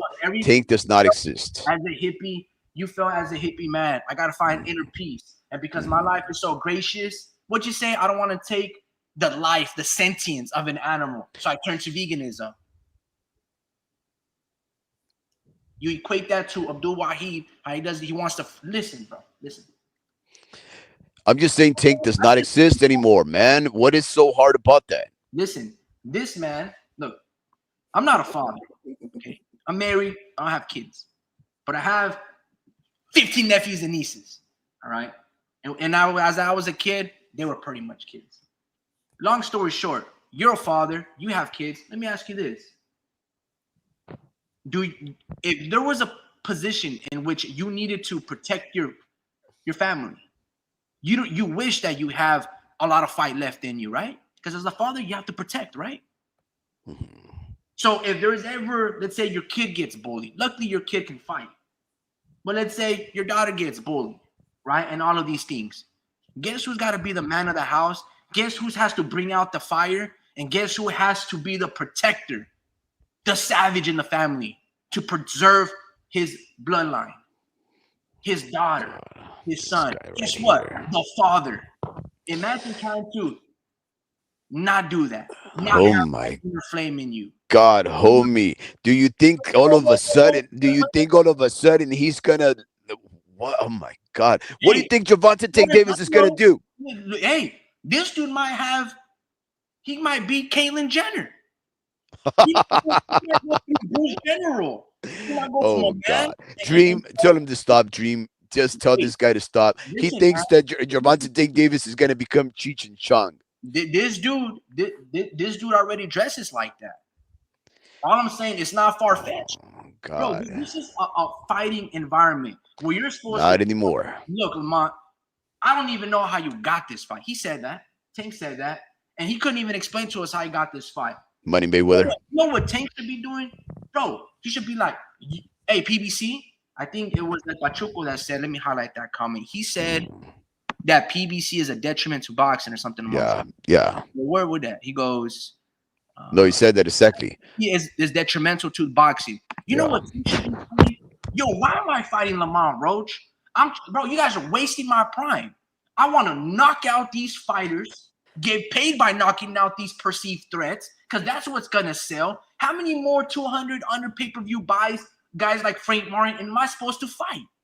Yo, PBC, you guys are messing up my pockets. I'm trying to fight the Ryan Garcias, the Teofimo, sell out 1 million upside pay-per-view. I'm trying to showcase my skills on, let's say, Netflix or here in this beautiful platform, Amazon Prime. I'm trying to knock these dudes out and get 100 million in the bank. Nah, this dude over Yeah. here saying, listen, You, homie, I wonder what kind of contract, what kind of NDA that they have on this guy, because man, they really destroyed his career. instead of getting turned up when a reporter asks you about Shakur Stevenson, you should be directing that energy to these people that are wasting your prime on Amazon Prime and telling me, what the hell are y'all doing? I'm supposed to be fighting these dudes. I'm supposed to be the face of boxing. I'm supposed to be Jake Paul fighting on Netflix and all of these things. And you guys put me Lamont Roach. Don't get me wrong. I'm trying to get my brother some money. I'm trying to fight in the DMV area. I'm trying to break bread with my brothers. But I'm trying to knock y'all, let people know that I'm that guy. Hey, homie, let me ask you something. Wait. That would have Tank would have been fighting. Yeah, but he didn't do that. He didn't do that. Oh, bro, you went on into some veganism. You had your. Let me. Well, we get that. We get that. Listen, let me ask you something. You don't get that because this is not the talking points that you want to talk about. When you think about why he spiritual awakening and your DMT. God, here we go. I'm not trying to hear none of All right, that's unfortunate because you have to hear it because none of what you're saying matters because he's not gonna do what you're saying. He's done. Tank is done. Are you there, Doesn't bro? exist. Drew 1 2 3. Are you there, bro?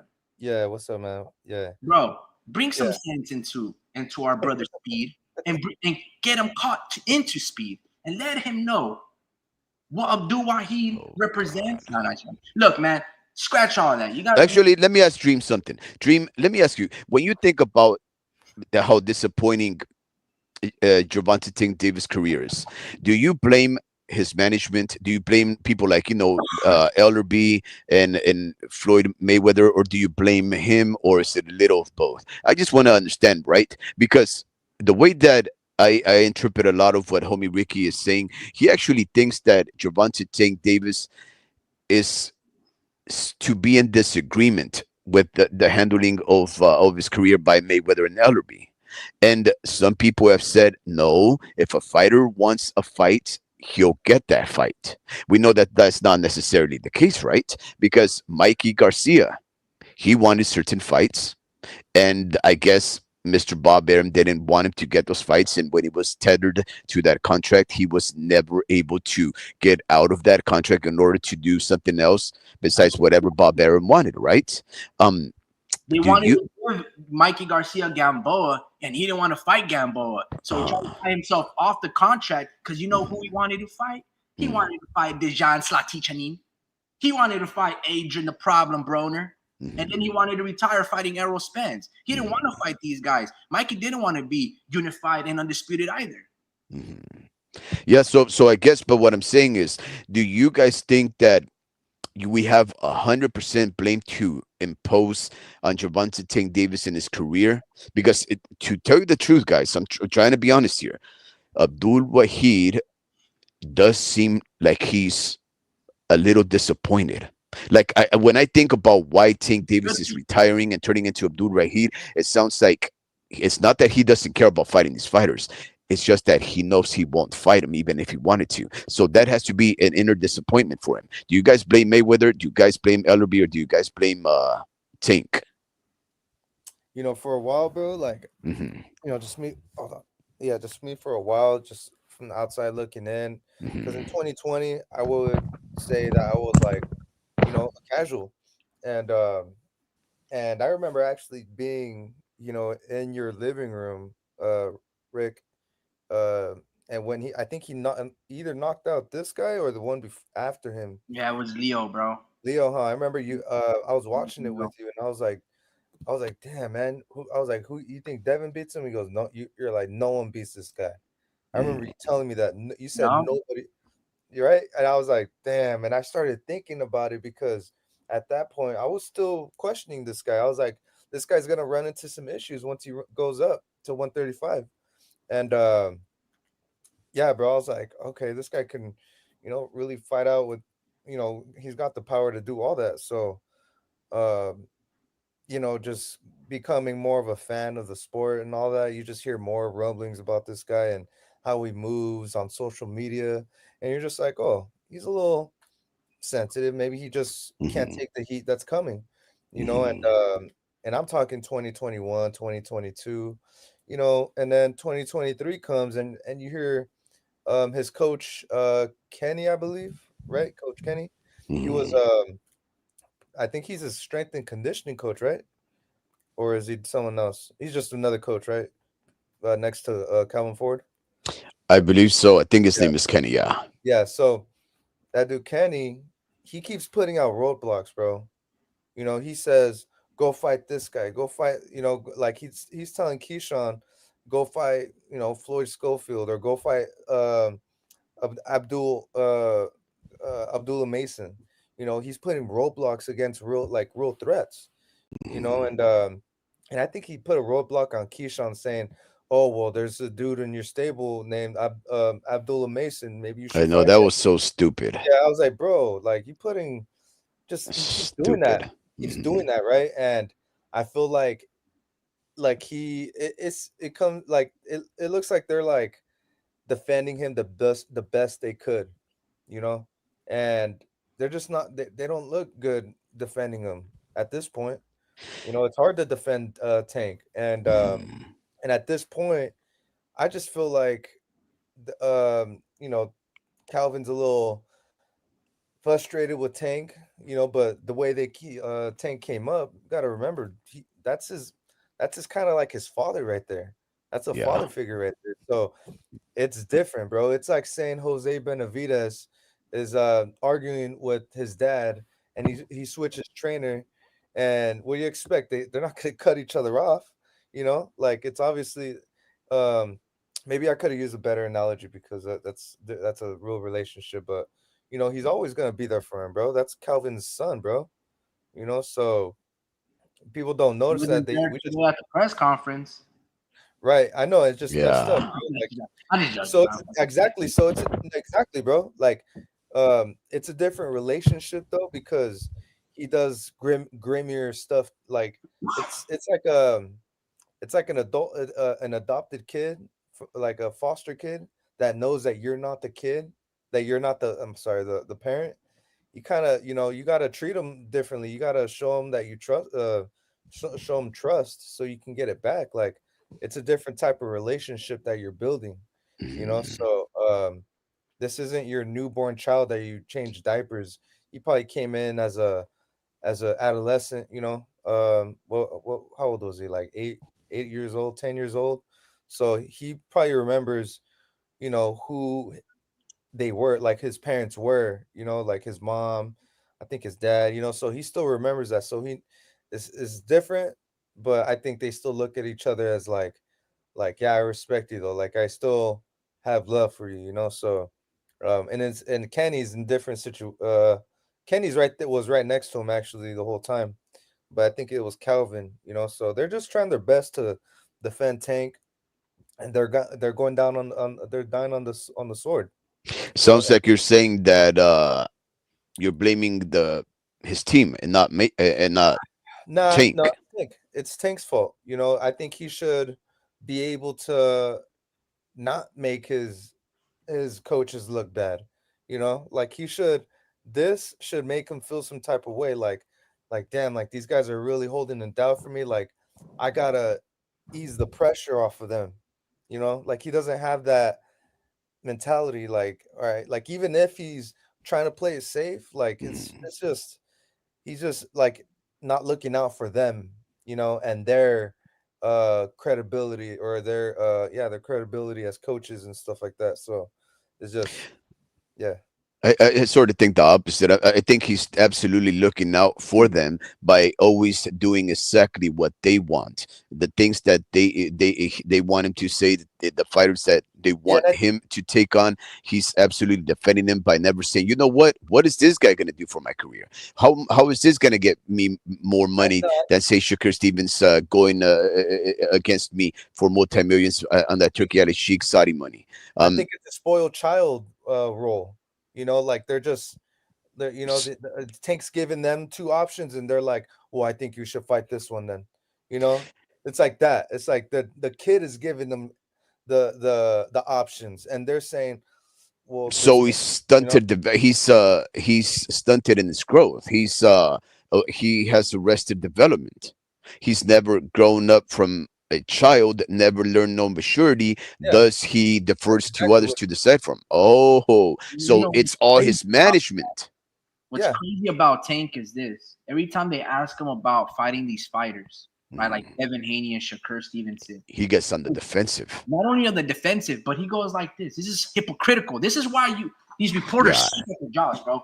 Listen, he goes, what am I afraid of? What am I afraid of, Shakur and Devin? Those guys can't hit. Fighters are only scared yeah. when they perceive danger, and these guys can hit, right? Who have they fought? So what I'm saying is this: if those same fighters cannot hit, why are they more accomplished than you, Tank? Someone who can hit? Why are they fighting better opposition than you? And these are guys that are pillow fisted, that break Yeah. hands without even having punching power. How are Contradicting these guys himself. that can't hit Mhm. doing more than you who could hit? Mhm. And then why don't you want to fight them? Look, if I'm a knockout artist, I'm gonna go fight Paulie Malignaggi. That fool can't hit me. If I'm like Tyson, and there's a heavyweight that fights like Devin Haney, and he can't punch, I'm gonna go knock him out. Mhm. Well, Tank over here, nah, bro.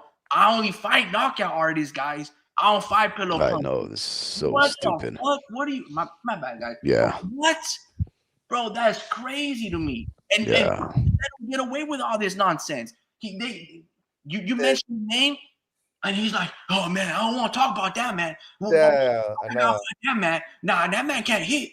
So if he can't hit, then go knock him out, bro. Exactly. It's so And make money. if you have better boxing skills, go showcase it then. Crazy. But the way you move, right, lets me know you're scared and you're fragile. Dude, The way confirms you it. put all those stipulations on Ryan lets me know, man, look how big he is. Oh man, you're not that big. Oh nah, bro, you fucking making me cut 40 fucking pounds. You can Crazy. see my fucking jaw bones and my breastbones and all these things. Like, yeah, bro, I'm not that big. I don't know why you have to put all these stipulations on me, but I'm trying to do it because I'm trying to make this money.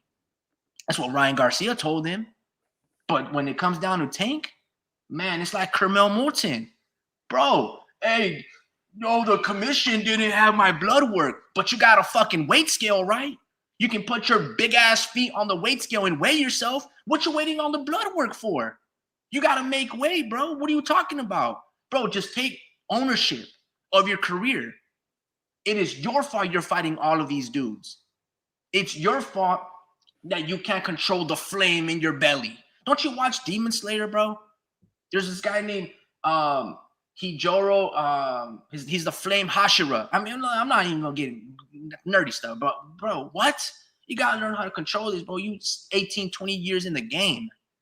You still don't know how to do these things. This is ridiculous, bro. Like everything that he says does not make sense. And I'm not gonna let Tank the Fighter get away with this stuff. This is mediocrity, bro. And we're talking about excellence. right? And then we're gonna try to say that this dude is a great knockout artist. Bro, based on that resume, I think Paulie Malignaggi would have been a knockout artist. But you know who Paulie Malignaggi was fighting 20 fights into his career? Miguel Cotto, Amir Khan, all of these dudes that can't punch are doing better than somebody like you who could punch. Isn't that odd to you, Tank? How you can sleep people. You see, not a lot of people can sleep people. Tank has that concussive power. And yet you don't want to fight with nobody. With nobody you want to fight with, bro. And guys like Canelo, and it pains me, bro. Like, I can't believe it. Guys like Canelo, right? Fighters that yes, sucker. Fighters that have range will put Tank skills on a pound for pound. You can't, because his skills are not attributed up there against the elites, against the quintessential fighters this dude abstains from. It's like saying, yo, I can pull the baddest bitch in town, but then you come with the ugly ones. What? And you spit and you have amazing gift of gab. You got this amazing, you're flirtatious and you got this game. Then why are you with that girl then? And you're saying you can get this one over here? Prove it. It's insane to me, bro. It's insane to me how, and these they just want to get the content, they want to get the videos without asking. This is what's killing the sport of boxing. This is what's killing the American sport of boxing. Passionately, obviously, because then you can get a foreigner, right? In terms of Turki Al Sheikh buying all of these contracts, getting the Ring magazine, and here's America. I'll sell you this land. I'll sell you my fighters. Take over it. They appreciate it more, and then they find other things, and I'm thinking, bro, you guys built all of these things, and you're just wishfully giving it away. And then you complain when it's gone. And why? Because we allow this makeup. And it starts with me. Maybe I'm like, man, you're giving too much. No, it's what's happening. Finally. It's what's happening. And eventually someone's gonna, and maybe they never will wake up. You know why? Because as long as they meet their bottom line, as long as they're secure, they don't care about the whole bigger picture until you don't own that picture no more and you're left out of it. You know what I'm saying? No, Tank, what happens when that flame, you start taking, I don't know, these pills, because you're gonna probably go on some antidepressants, therapy. What do you think the psychologist? Oh God! Okay, we're not gonna psychoanalyze stuff that you said that doesn't matter. You were on a roll, homie Ricky. You had said two important things. You said America is giving up the fighters in this boxing system that they produce to foreigners. That was very important. That should be something for us Americans to feel ashamed of, that we have all of this talent, but we allow our fighters to manipulate us as the boxing fans by taking on the softest touches and never providing us the entertainment that we so desire. And because of that, we are being invaded by foreigners that are coming into this sport of ours where we have the most talent, and we're just letting it walk off away into their open arms because we allowed it. Some people don't care. Some people just want to see the fights, and we've become that kind of content, complacent society that allows these guys to talk the talk but never walk the walk. That's your good point. And all of the 10 minutes that you talked, that's the only good point that you made. We've let the world of boxing down as American boxing fans by allowing these boxers like Gervonta Tank Davis to do what they want. And the other important thing that you said is, well, you hinted about it, is Carmel Mutton. Can we talk about something else besides Gervonta Tank Davis, who's dead? And we should, if you don't want to talk about Abdul Wahid, let's at least say hi to, wait. Adi Medi, good evening for you. Did somebody call me? I heard excellence. Yeah, we called you, Adi. You are excellent, buddy. Let me say this. Going I'm back to talking about Tank though. The journalists used to keep the checks and balances of politics. Guys like Woodward and Bernstein, they would ask these hard-hitting journalistic questions to the politicians. We're not going to give you this pass. You can't buy me out. I'm gonna ask my hard-hitting questions because we demand the truth. You get what I'm saying? These journalists that have a camera are allowing mediocrity by placating to Gervonta and Tank Davis. You have to ask them these hard-hitting questions Oh, I know it's because bad, huh? you're allowing it. You see, you're trying to be buddy and buddy so you can build your YouTube platform and have access to these dudes. That's not your job. Bro, you seen You get what I'm those saying? guys? Your job is to preserve the sport because Tank's got a little bit of life left in him. Then there's going to be somebody else. But you know who they're always going to respect? HBO and the content that they delivered. You get what I'm saying? Because how they promoted the events, the hard-hitting questions, the post-fight interviews, the commentary, the rise and fall of things. Journalism. That's where the storytelling comes from. Those moments. Not this facade, this fake shit. Anyway, Carmel Moulton. I mean, Yeah. I just want to talk about Carmel Moulton. The kid's young, man. Who cares? Okay. Well, there's just a couple of things, right?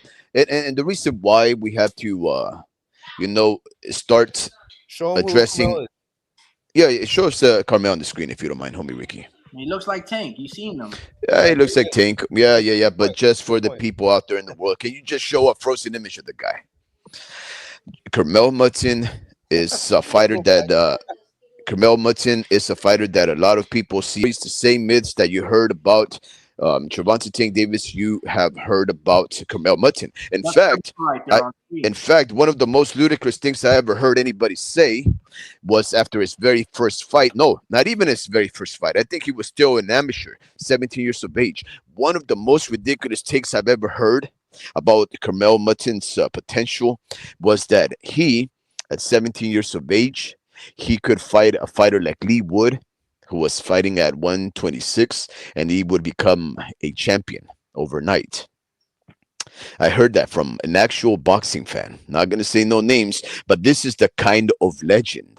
This is the kind of mythology. I think The even kind, Floyd Mayweather said that too, though, didn't he? yeah. Well, he said that they would actually place a proposal to Mr. Lee Wood in order to take on that fight.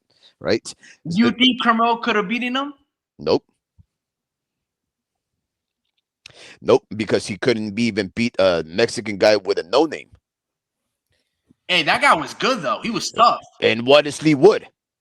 Well, Lee Wood is the guy who beat Mick Condon, an Olympian, My right? bad. Lee Wood is the guy who beat El Vaquero, or London. Well, he would never be Vaquero. no. What's the other Mexican guy?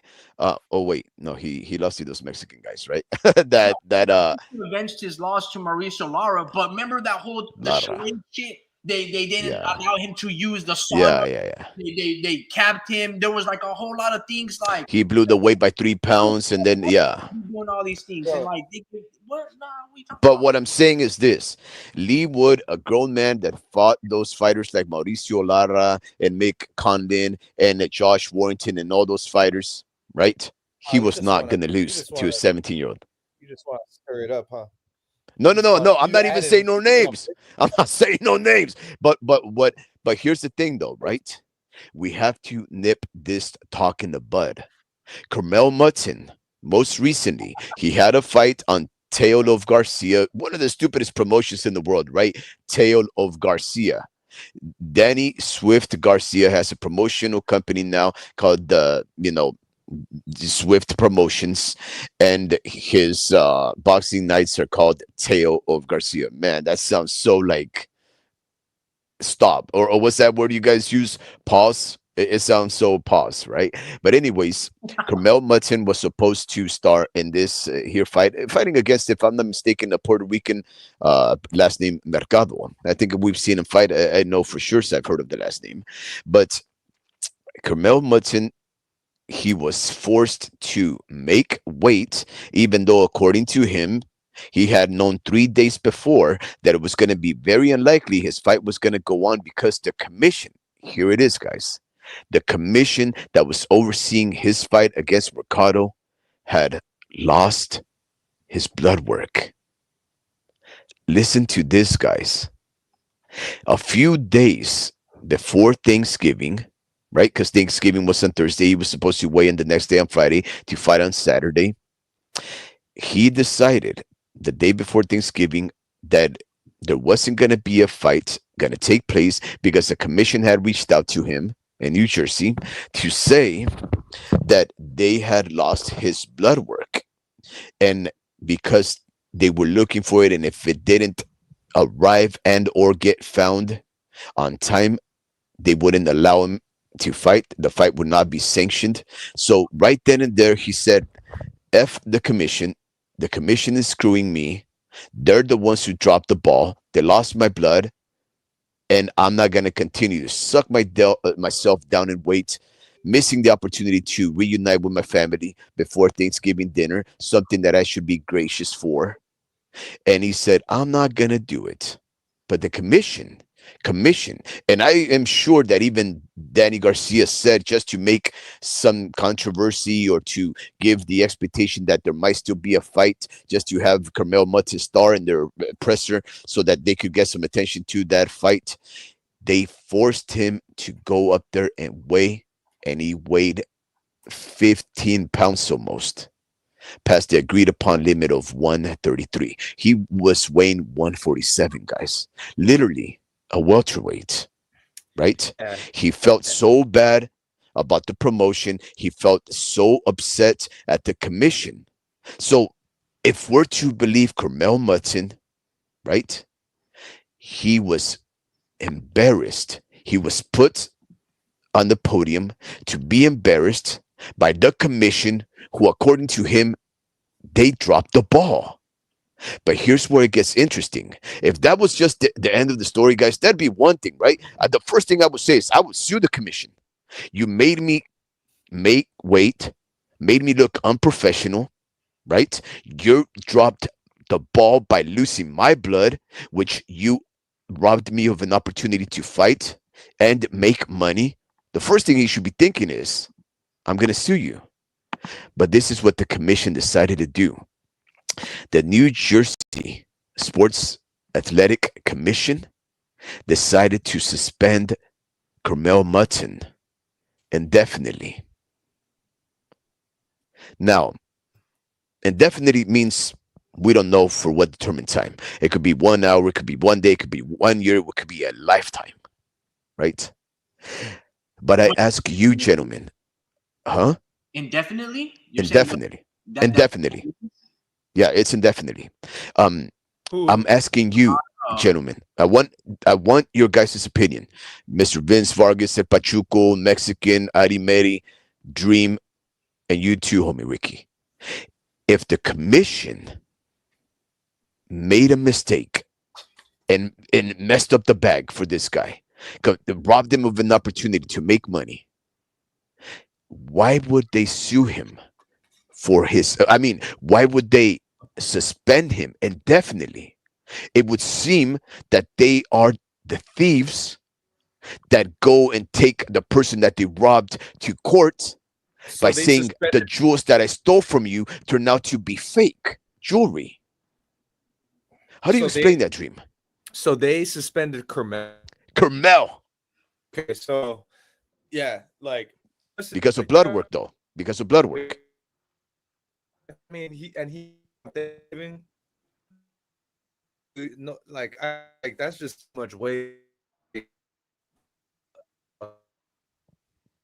So you can't be weighing 14 pounds overweight, you know, especially like, during like weigh-ins and stuff. Like I get it, the other guy's gonna blow it up as well, but it's all about timing. You're not like the other guy got I don't know how many hours you know, um, to re-energize himself, like eat and drink whatever he wants for like 24 hours or whatever. And Carmel had 48 hours to do all that, so that's unhealthy. That and he's a full-fledged, 135 pounder, right? Or 130, because he's It fucking was a big. catch weight of 133. Okay, so yeah, Carmel's just I A don't know about professional. Carmel's part. Yeah, that was not gonna lie, just a little unprofessional. That does happen, like after, you know, you weigh in and you eat though. But I mean, yeah, that's just Yeah, that's just crazy, bro. I mean, I need more backstory, but and maybe if he would have weighed in and done his part, Mhm. things would be a little more. He's just a kid. Getting some of this advice from somebody else. So this guy's too young to like I get he's at this level already, but dude, like I'm pretty sure his dad's fucking on his ass and with everything that he eats, you know, and the fact that his dad let him fucking eat whatever he wanted, then that's kind of on them, bro. See that man. Okay, so there's so you blaming Carmel and his His team, unprofessionalism. maybe his team, but Carmel.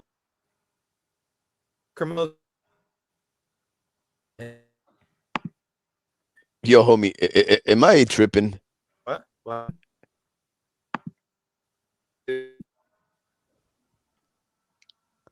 Homie, am I tripping or is something going on with Dream?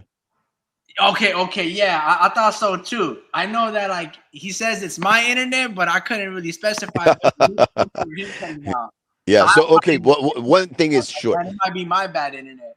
Yeah. Oh, No. No. okay. No. So okay. So Dream. Hey, What? yo, What Drew, I? you gotta refresh your page or something, bro. You Yeah. cut it off. Like I missed out the last 2 minutes of what you was talking about. Yeah. But we do know one thing. He's Ah, blaming Carmel Mutin for being free. unprofessional in this camp. What about you, homie? What is your opinion of things? Nah, man. I look at it like this. Damn, Camille, I didn't know you was that big, bro.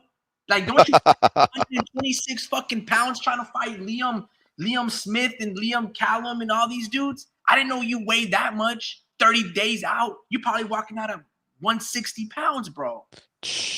That's where I'm Wow. like, man, you fighting at 133 pounds, okay, fair. You weighing 145 a month out.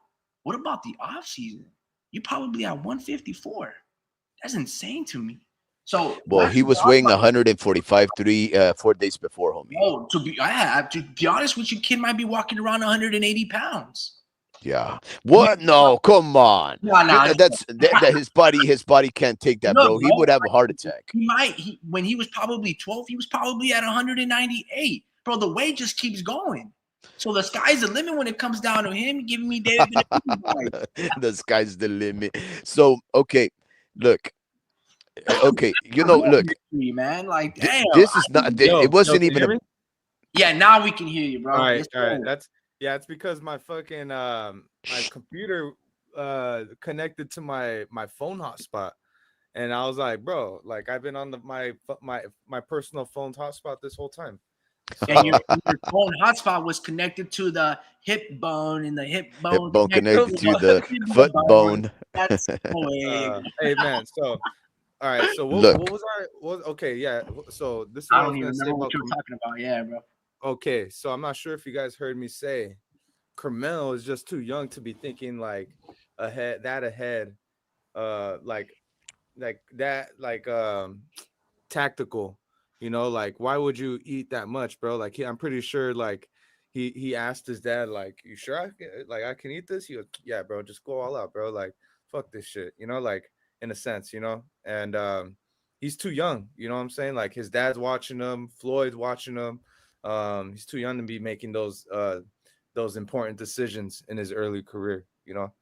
So management, it's management, bro. But yeah, because you were talking and I was cutting out as well, Speed. So your whole explanation on as far as like what happened with the Oh, I did read on it though. I read on it though. So you're good. Well, yeah, it's no big deal. I mean, look, I'm sure he did not weigh 15 pounds. It was 14.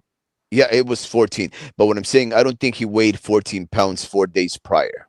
I'm sure that he weighed about 7. No.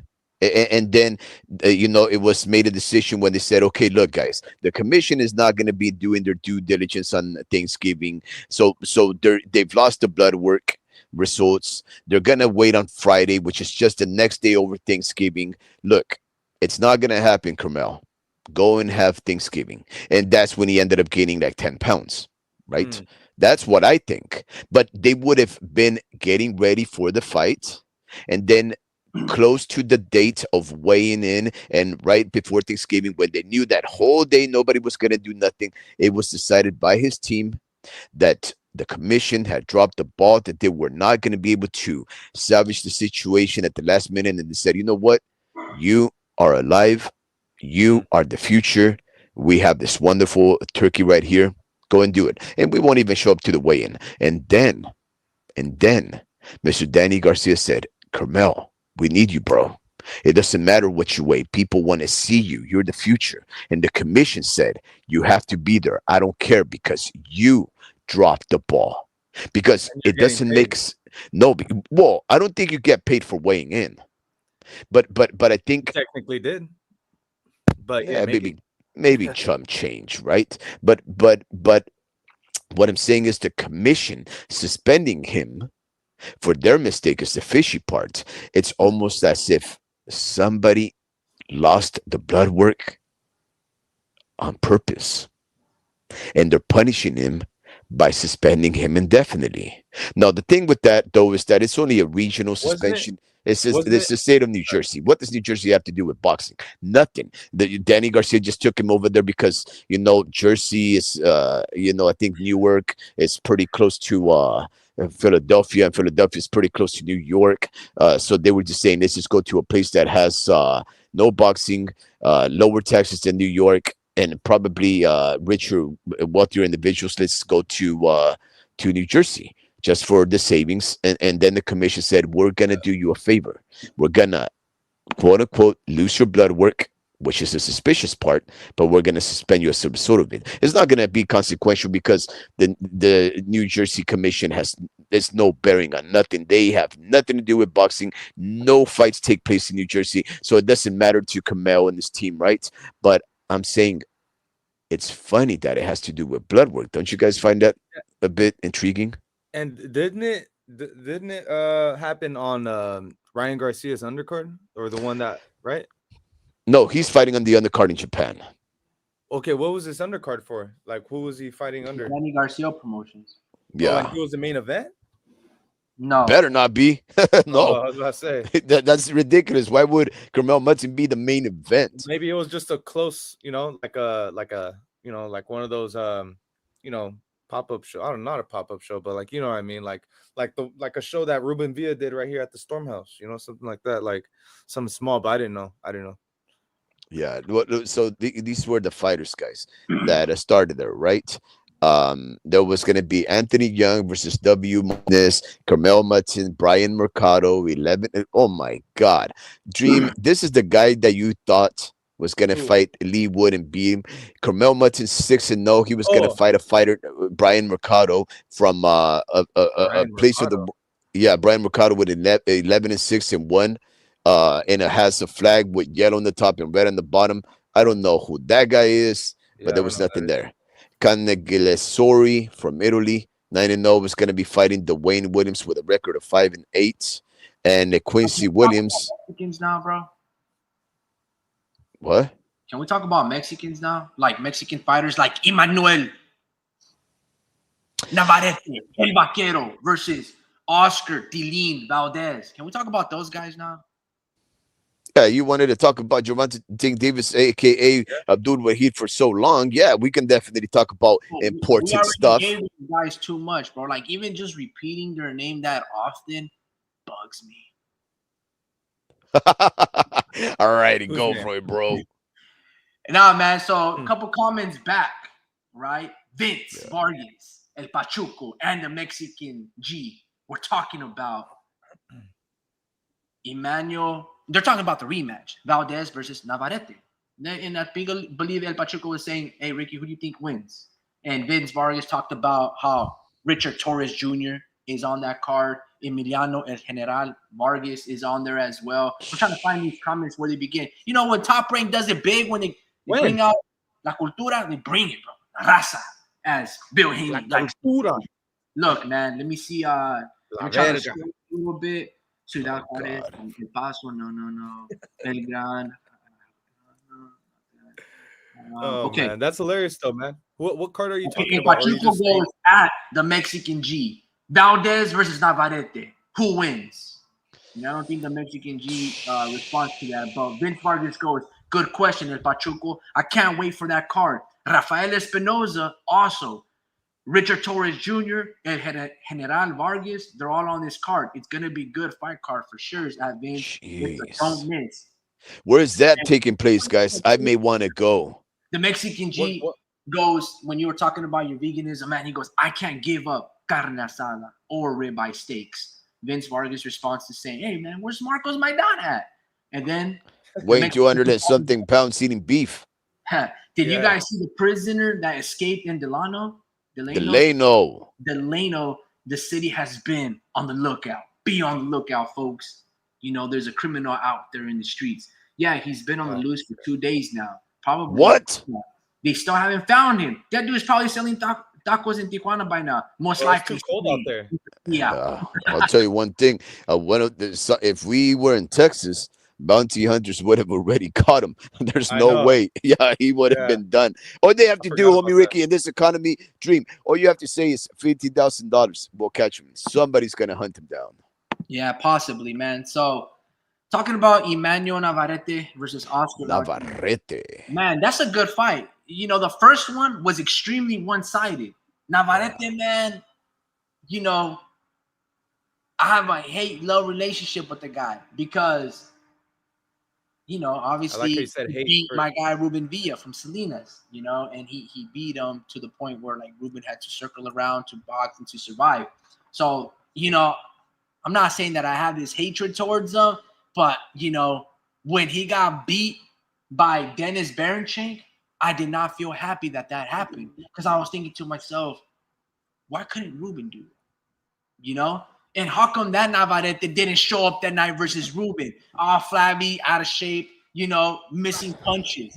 No, he was all sharp with Ruben, got a little flip uppercut in the first round, drop shoot. I'm like, man, where's that Navarrete in this Berinchenk fight? For all those, please, can you be respectful of Ruben and also of our listeners that may not know who Ruben is? Can you please reveal his complete name, please? Goodness. Dracula Villa. Yes, sir.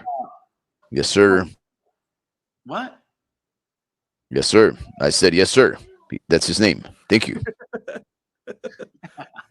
Gotcha, man. Yeah, he's our local fighter. He's our local legend here. Got the key to the city and the salad bowl of the world. Salinas. Look, check this out, man. Salinas is known for 3 things, okay? Cowboy fans? No, I'm just joking. No, I don't know about that. But we got this rodeo. We're known for our agriculture, right? Specifically, La Lechuga, field workers, rodeo, and Ruben Villa. Okay, that's what we're known for. And no, man, I'm joking. But in overall, actually, homie Ricky, the people know Salinas for a very powerful prison gang. Yeah, I know, man. Yeah, you know, I want to talk about John Stank. He's a New Yorker. Yeah, John Stank too. Listen, man, but that's kind of what we're known for right now, you know. And Ruben Villa did a great job of building a lot of momentum here in boxing, right? So, in terms of the amateur and the boxing scene, where this guy that you see on screen here rocking the U.S. flag, Angel Chavez, he's a professional fighter. Who he's going to fight here, Jorge Maravillo, he's also a professional fighter. Adrian Serrano, professional fighter. So out of Salinas, there's 7-8 pros. Justin El Stallion Cardona is signed with Robert Guerrero, right? The Ghost. Then, like, Ruben Villa is responsible, right, for a lot of momentum. Yo, Mexican G, chill. But you're correct, though. What the fuck? Wow, dude. You know, they're known for a lot of fighters that we've yet to develop a champion. You know what I'm saying? We have a lot of pros that have come out of here. We got Rudy Puga Jr., Paul El Gallo Negro Mendez, all of these fighters. We cannot develop a champion. In came Ruben Villa, the next golden boy, potentially Mexican American, had beaten guys like Gary Antoine Russell in the amateurs. You know, beat Shakur Stevenson twice, lost to Shakur Stevenson twice. He had this momentum, right? and he didn't get signed by these big time promotional companies, works his way up in the rankings, beats El Venado Lopez when they're both 15-0 undefeated prospects, rises up, and he gets signed by ESPN and Top Rank. And on COVID 2020, 2021, he fights some guy who beat Isaac Dogbo, this racist fighter who knocked out Jesse Magdaleno. In comes Ruben Villa against El Vaquero. Our day to become a champion, El Orgullo de Salinas, comes up short. And he gets dropped twice, and he loses a unanimous decision. Essentially, like 6 rounds to 6, minus the 2 knockdowns, and we come up short. From then, Ruben had to fight 5 more times, and then he gets upsetted by some fighter. I forgot his name, but he went on to give the New Yorker Bruce Carrington a really good fight as well. Man, it's been a heartbreak, to be honest with you. But Ruben reinvigorated the fighting spirit of this little small town here. And we have a lot of pro fighters like the ones that you see on screen. In fact, Jorge Maravillo is right now down in LA training with Freddie Roach, and Freddie Roach is working his corner. Angel Chavez was with not Ismael Salas. What's the other trainer from San Jose?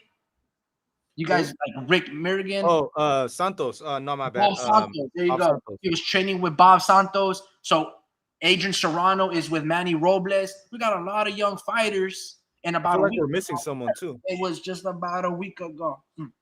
Nah, man. Our young bull here, Speed Son, was fighting a professional fighter signed by Manny Robles. So there was a lot of momentum of local fighters turning pro. And almost all of them have winning records. We don't develop bums out here, man. We got the salad bowl, bro. You know what I mean? We got access to good veggies and fruit. We gonna make the weight. But we lack no power. We lack that power. We got the skills. We got the IQ.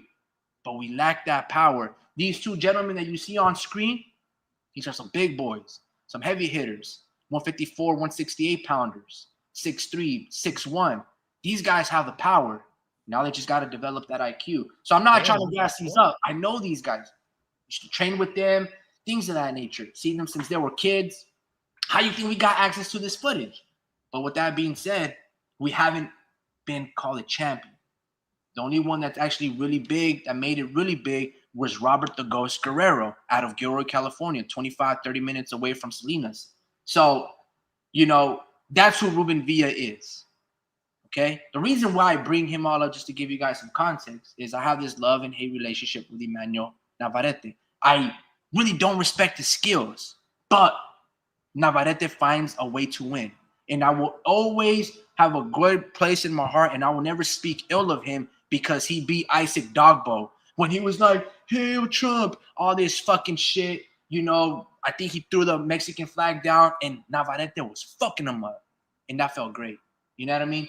And so I like him because what he did, beating Isaac Dogbo, him and his father were fucking doing all this dumb shit, but he beat my guy from Salinas. So like I said, it's a love and hate relationship, but man's got some good skills when he fights in smaller men. Now, Navarrete is a big guy, not physically big, but he's got the size that he could ultimately be a welterweight. So when he fights guys like Isaac Dogbo, who's 5'2", Oscar Valdez, who's 5'4", Christopher Diaz, who's 5'5", and Navarrete is like 5'8" with the 72 arm length, he can throw these gazelle-like uppercuts from Timbuktu and connect with you. But that's an irregular. Range, boom, throw my way, boom, 2, 3, and then he finds ways to win not against Darren Chank, but he's Darren Chank, but be that as it may. What it is about Navarrete though is his reach ratio compared to his height is crazy, bro. Like he's got an arm reach of a 6 footer. So this guy can reach, but he's only 5'8" or like short, like 5'7" maybe.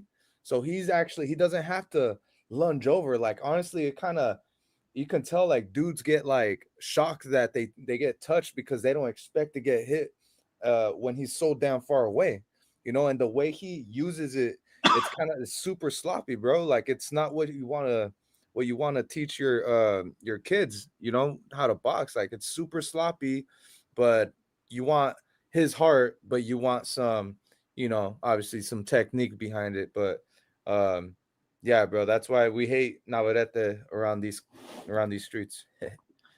Yeah, man. It's I respect the man's skills because he's got. I mean, dude, that dude's a You guys very He's got hate heart. him. wait. This guy He's is got heart.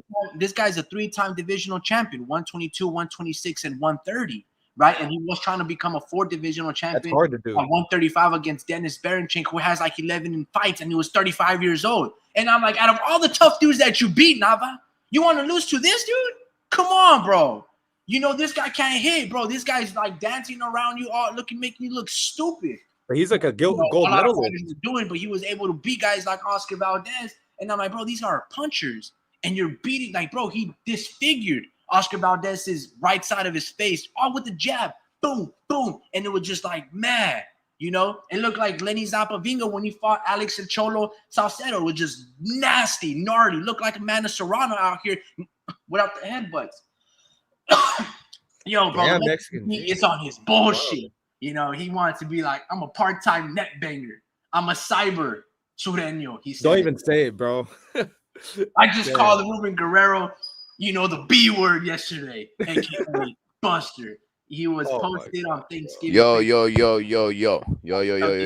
took my opportunity. Hey, yo, man, this is the internet. He's the one that's No, writing it. yeah, no, but you don't have to say. You know, maybe over there it's played differently. We're actually, you know, we live here. Those kind of things have consequence, and not only that, there is a respect. Not my Maybe at words. this, there is a thing that I do say, right? In my case, I never use these derogatory terms to that gangsters call each other because of the color of the rag or the hood that they participate in, that they represent.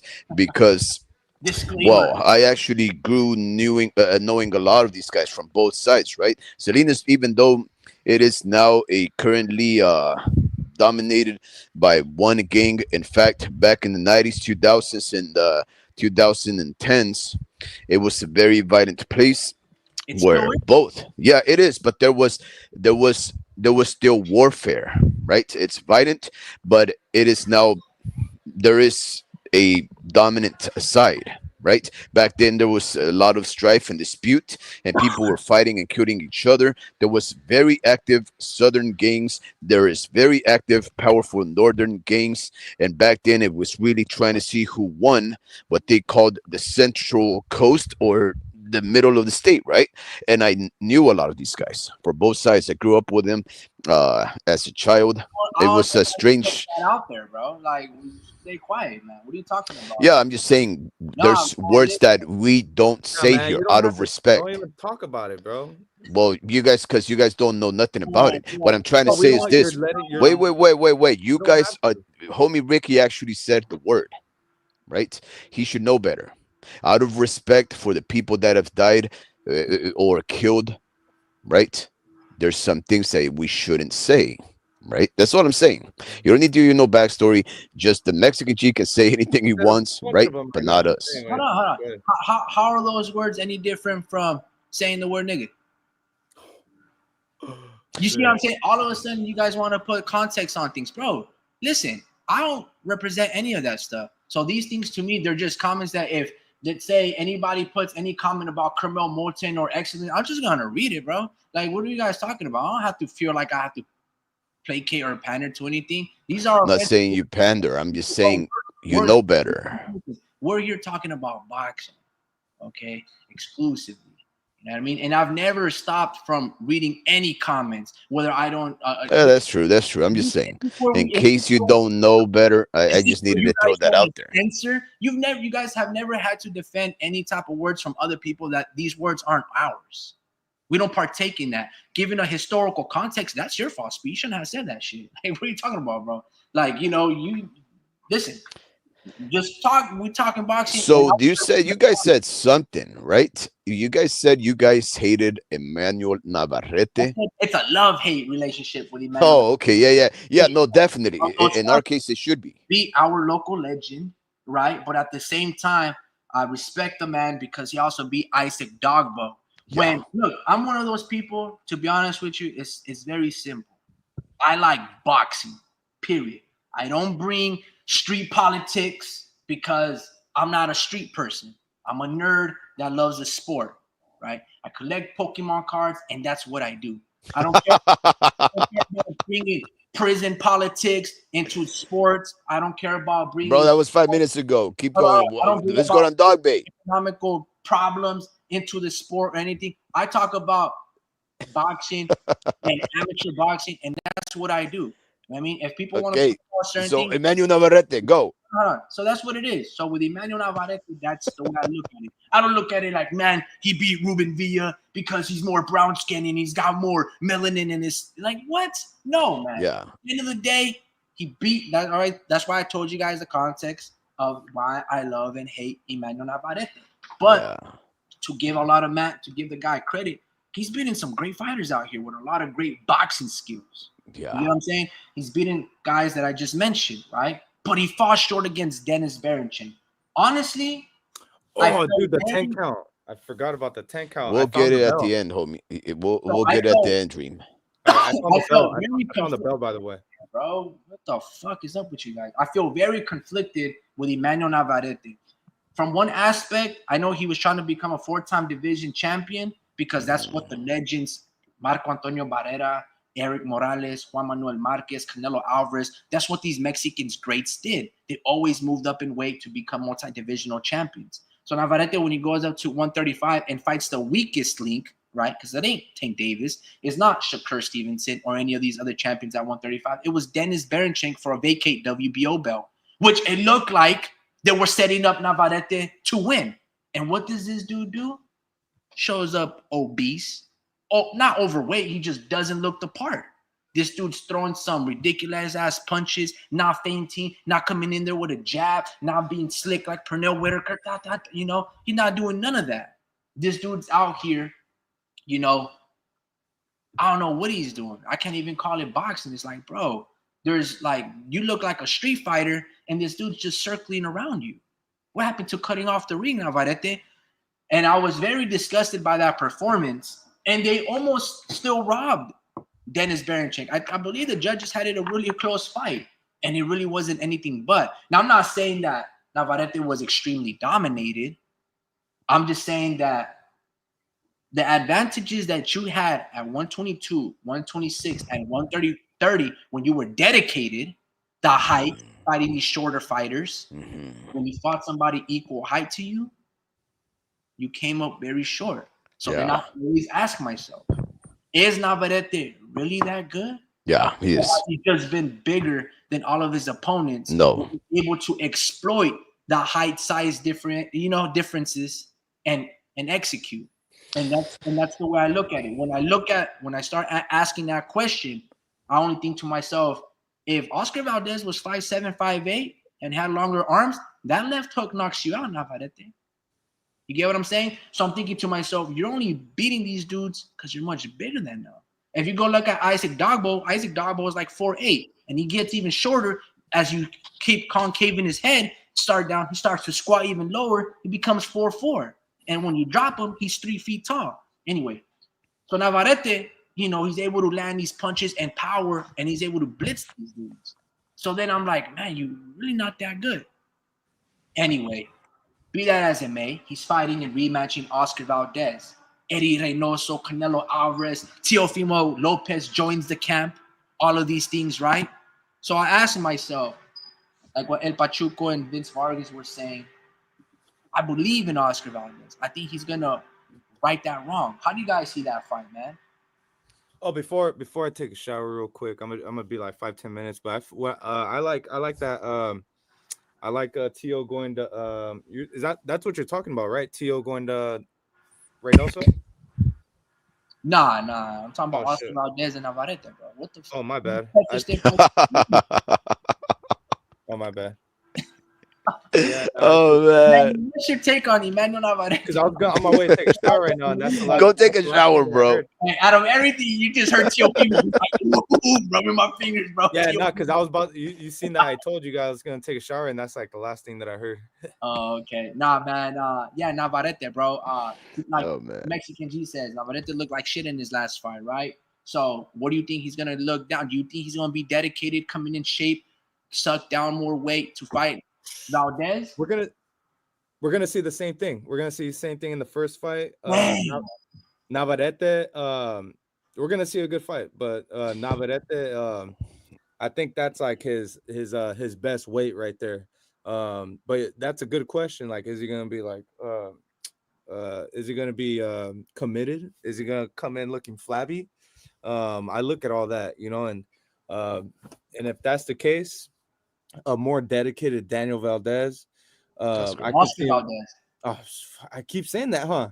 That's Yeah, crazy, I was like, who's Daniel, man? dude. But I keep. Dude, that's He's my thinking about cousin. that Irish spring, bro. He's No, thinking that's my about that cousin. shower. That's my cousin's name. That's funny. Yeah, that's my cousin's name. But yeah, bro, that's what's funny, bro. Like I'm like I keep saying, I always say that shit. I always say that shit. But, His illegal name. What's his I date know. of birth, bro? Dude, you know how many? There's millions of Daniel Valdez's. So good luck. But yeah, no, yeah, that's a good question. But I see Navarrete, doing his thing. Yeah, because he came in looking flabby already, bro. So how much flabbier can he look in the second fight? Oh, me, Ricky. Can you read that second to the last comment the Mexican cheese said? Yeah, Right back. keep going, Drew. Keep going. Oh, yeah, not. Yeah, that's yeah, because Navarrete was already kind of flabby. You looking, Yeah. but he showed a lot of heart in there, bro. So, as long as you know your opponent and know yourself, and I can see Navarrete giving Valdez a hard time. Just because Valdez is also getting older as well. He's got some mileage on him. Yeah. You don't know how he's aged since his last fight, so I'm expecting a good fight though. And yeah, I'm expecting a good fight. I got to see the weights again. What was I gotta- Valdez's last fight, bro? Was that against Blue Nose Lopez? I Or did believe he have somebody in between? I gotta see. Dude, No, he fought Liam Wilson in his last fight. yeah, Wow, yeah, that was a long time ago. That was March 24th.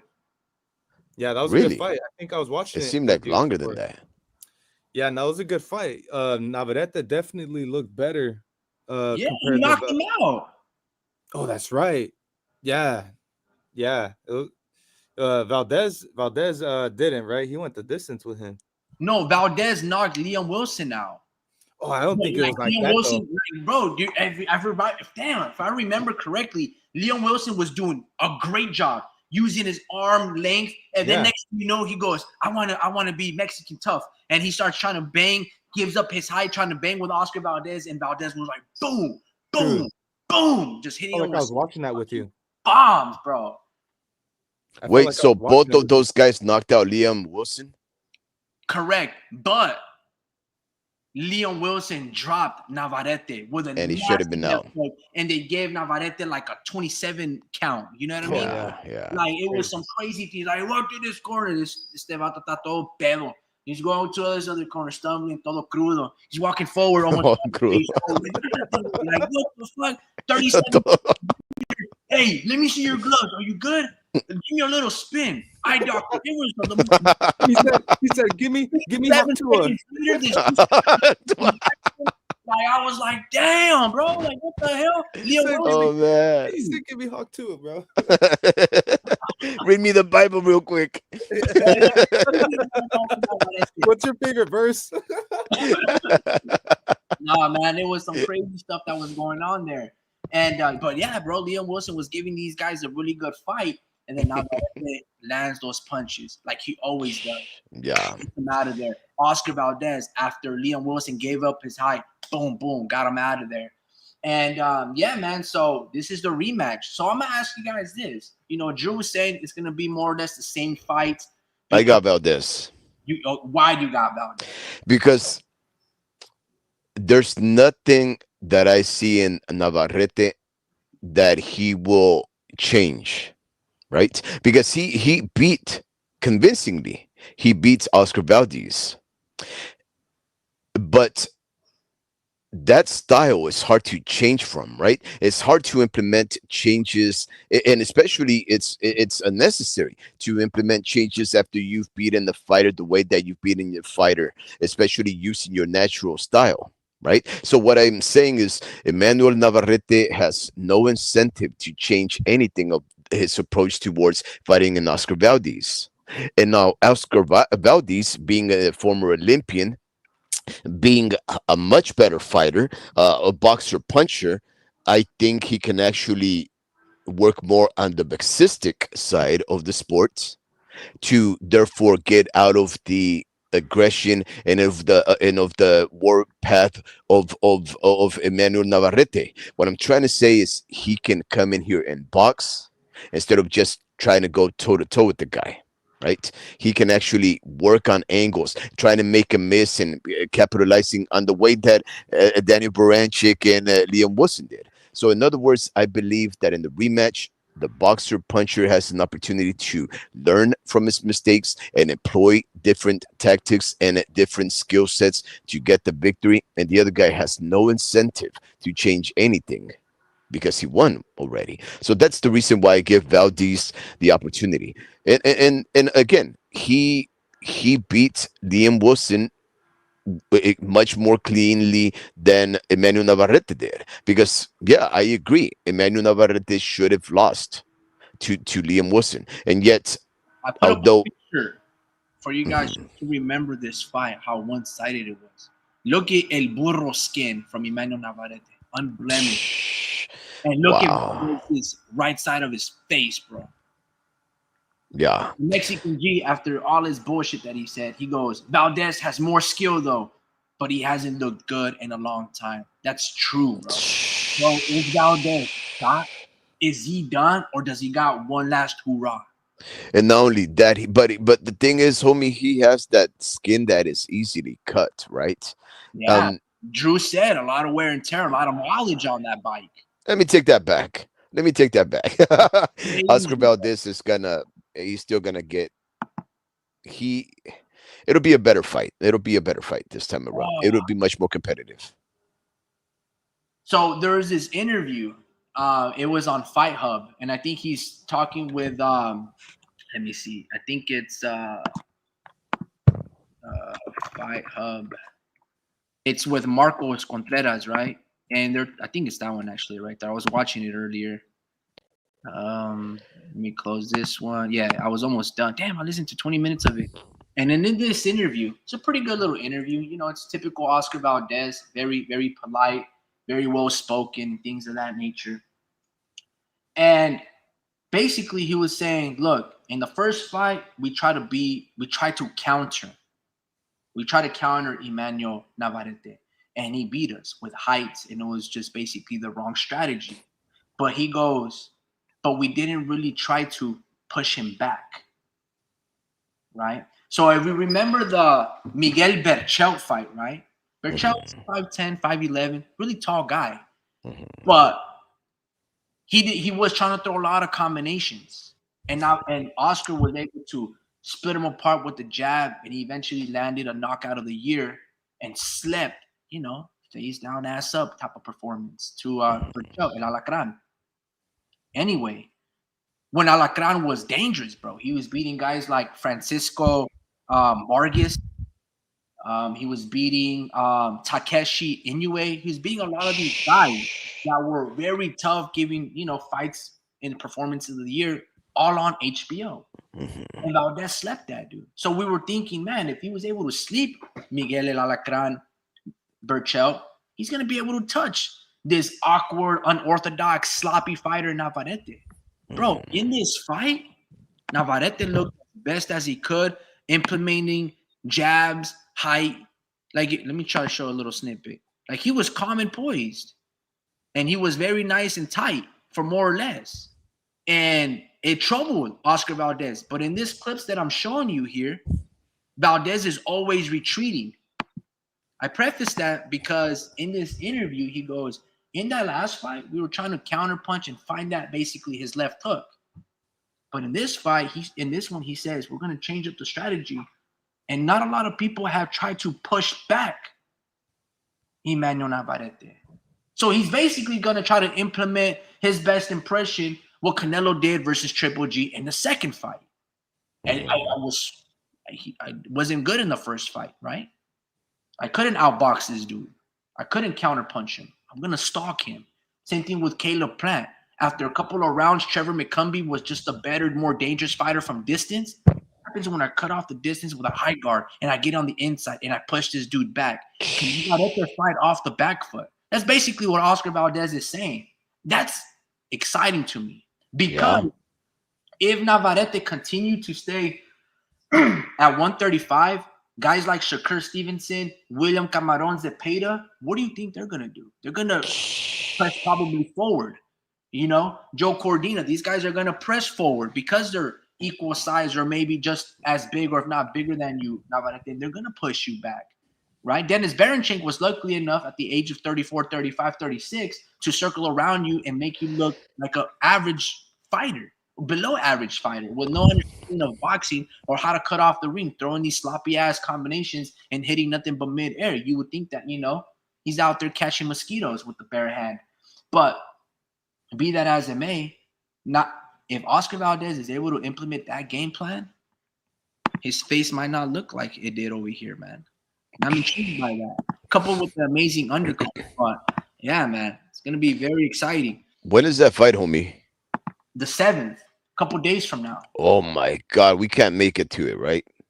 No, I think this is in Arizona, bro. Yeah. So okay, so I mean, this weekend, but it's gonna cost you a pretty penny, though.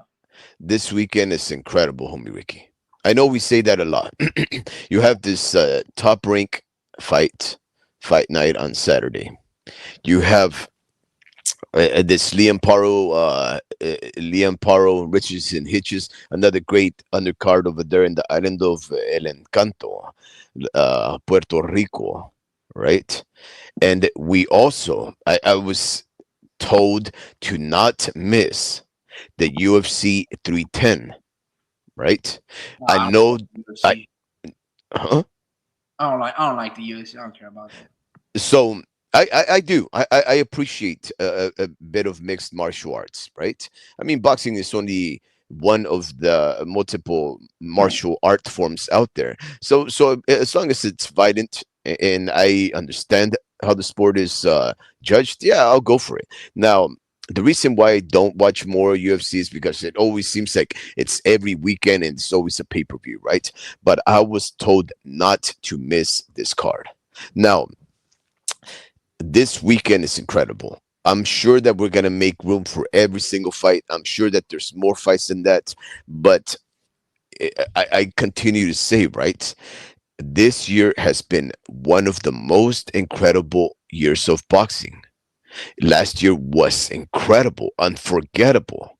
And I don't know if this year has topped it, but we've seen so many incredible things happen in the sport, right? And so many good, so many bad, so many tragic, so many interesting things that have to do within and without the ring, right? I'm not too sure who's going to be winning this fight. Between Emmanuel Navarrete and Oscar Valdez, I would say Emmanuel Navarrete for the win, right? And a tougher fight than he. I just took a shower. Before I took a shower, you said Valdez, and now you're switching it to. Yeah, because you could. Homie Ricky showed me the video of him all beat up, and then of course you did a very good argument, and I was like, yeah, what am I talking about? Like, you remember Valdez's face, Drew? You still there? Look, I'm trying to. He's talking to you from the shower, bro. Oh no, my bad. Yeah, can you hear me now? Yeah. He's using this Irish Spring around his hairy chest. You ever seen that movie, The Hills Have Eyes? It sounds like a scary movie. Way back. 2006, bro. Yeah, way back in the day. Yeah, bro. Yeah, it was from 2006, bro. You know, no disrespect to Valdez, bro, but let me show you this picture right here. That's how he looked like, bro. Oh shit! Look at that. Wait, not that picture. Oh man, you would think that that was a casting call or something. God. You know, it's like, damn, man, bro. Speaking of gory, I'm not even trying to bro, the heart of Oscar Valdez is why I'll be rooting for him this weekend. You know, Speaking of gory, I think he might be shot. I think yeah, he might be in and out of it. yeah, I will never down. Look, Oscar Valdez is one of my favorite fighters. Like, I'm not even bullshitting you. You know what I mean? He's one of my favorite fighters. I love his fights. I love his warrior spirit, never bad yeah. attitude. I was only heartbroken that one time when he failed on that herbal tea against Robson Conceição and he didn't own up to it. That was our first live too. Yeah, that you might be right. That was the only thing where I was like, come on, Valdez, not you, bro. If there's any, because remember, he had the whole world very sympathetic towards him because he fought this guy who just didn't make weight by 2 pounds and he didn't quit. He got dropped with a broken jaw and he fought through it. You could see the blood gushing out of it like he's eating candy gushers. And he's just like, todo baboso, right? All the blood dripping. He can't even close his mouth. Mouthpiece is dangling. Tooth is coming over here. Wisdom teeth falling out. And he's still like, boom, boom. Wisdom teeth falling out. He just banging with him, bro. Like All of that, bro. Dude, it was violent. It was vicious. His molars. And His molars. dude, what is this? His dude? retainer. Like, yeah. Valdez fails that drug test. And everyone is just like not believing him. His story don't check out. Herbal tea from La Curandera from, La curandera. He never said la curandera, bro. Man, I don't know. La bruja del 71. When the trenches with the crocodile Dundee over there, I think his pet name is Fred or something like that. And he's doing all of these things that you're like, bro, this guy is genuinely Cool. a dope ass fucking dude. Soldier, bro. Yeah. Yeah, he's cool. He's He's actually cool, bro. You just couldn't believe that. And like instantly people was just like, man, that same love and respect and admiration for you being cheated by 2 pounds, it almost was stripped away from him, Yeah. Anyway, we're harsh. We're harsh. So I've always been a big fan of Oscar Valdez. See, what's crazy about these little men, their hearts and that fire that they have in their belly is as big as and burns so strong like the sun. You get what I mean? And That's if awesome. you only imagine themselves, you never heard Valdez ever talk like Abdul Wahid. No, I'm just joking. I'm not gonna go on that road again. But you get what I'm saying? Like Tank Davis, you mean? Yeah, like Tank Davis. But man, Not that's crazy to me. And here's Valdez, bro. This dude is just incredible. Just incredible fighter. I've always been a big fan of him, even if his limitations, that heart is reminiscent of what Drew is saying right here.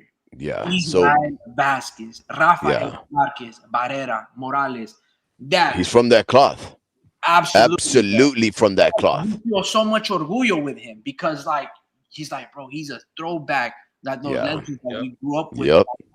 The HBO days on free HBO when everybody would gather up in the sala and see the older folks when you're 6 years old. Like, what the fuck is going on? That's Valdez, bro. You're just like, what is this dude made out of?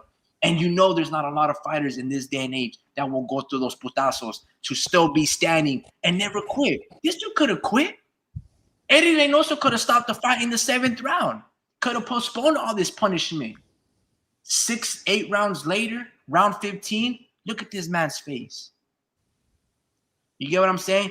Valdez is incredible, bro. Yeah, he's got heart, bro. Heart of a fucking warrior. Like no other, bro. Heart like no other. Give me another fighter in modern time, in today's day and age, that can withstand that pain, that punishment. No one, bro. No one.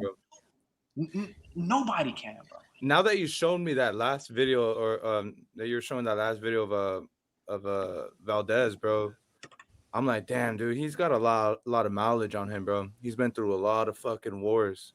I don't know, and it depends who you go to war with, but going to war with Navarrete, I feel like Navarrete is built to do this at a later age as well. It's just with that David Valdez, and that's due to the fact that he was fighting at the lower weights, not taking that much discipline. Punishment, and Valdez was fighting with the bigger guys, taking all this punishment heavier hitters, you know. So I just feel like dudes like Navarrete, uh, he can do this for a longer period of time, but it's just he can't do this at the at the heavier weights. Obviously, I think 130 is his cap. As far as like greatness. I mean, obviously it already showed, right? Like he lost at 130 or 135. He lost at 135. You talking about Okay. Nava, right? Yeah, and that was his Navarrete, and that was his actually his heaviest, right? Yeah, his, that was the biggest. Yeah, I think and that's that just was his a only one-time fight. thing. He said that he would like to fight at 135 to become a champion and still make history, but it could have been a blessing in disguise, Drew, because at 135, Navarrete was food. He was gonna get hurt and probably knocked out by guys. Like they were setting him up, like be a champion, and then immediately feed you to Keyshawn Davis. Yeah. You get what I'm saying? Like that was the play. That's Right. always been the play for Mexican fighters with Top Rank. And they build you up and then immediately they strip you down because they know that they can offer you 1.5 million and you'll go fight that because that's your highest paycheck. You know what I mean? And then everything that the history, rather than having you unify at 126 with Rafael Espinoza or Angelo Leo or Venado Lopez at the time. They're like, nah, bro, move up to 135, lose to Shakur. Nah, bro, move up to 135 and get knocked out by Keyshawn Davis. And far too many times has these promoters always played on our emotions like that. You know what I mean? They don't do that to the American black fighter. They don't. But they'll do it to all these other fighters. Yo, Hector Luis Garcia, after you just beat not Stephen Coolboy, the other guy, little B-Hop, go up to 135 and get knocked out by Tank Davis. They always do that. Like he just became a champion, upsetting, Primetime, little B-Hop, what's his name? Colbert. And now you want him to move up to 135 to Tank Davis? They've always done that. So, crazy. Maybe it was a blessing in disguise that Navarrete lost at 135 because they were gonna destroy him.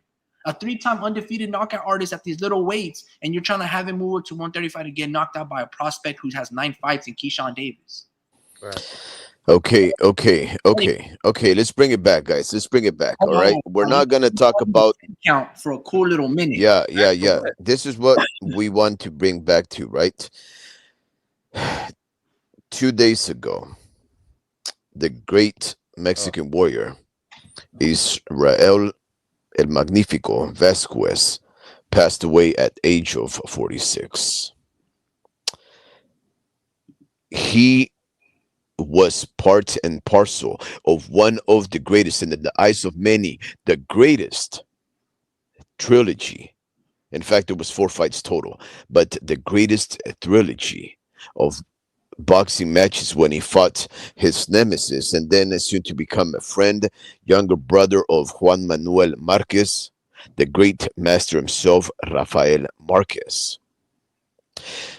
Israel Magnifico, he fought Rafael in 3 incredible fights, none of them controversial, because the men who won their fights convincingly, if not by knockouts, right? At the end, they ended up drawing 2-2 out of their 4. The 4th one is a forgettable one, but for the most part, everybody talks about fight 1, fight 2, fight 3.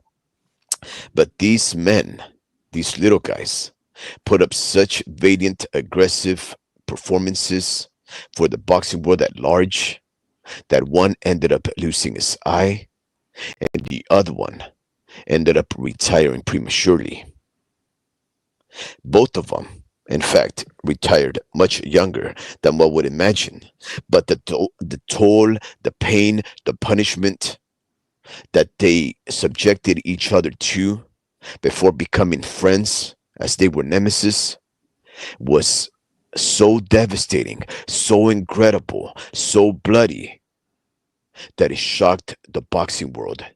But it blemished and marked us forever. Because when we think about boxing and warriors and action and the Mexican fighting spirit, we look no further than Israel El Magnifico Vasquez and his opponent, Rafael Marquez, as an example. When we think about throwback fighting, we think about fighters like Israel Vasquez.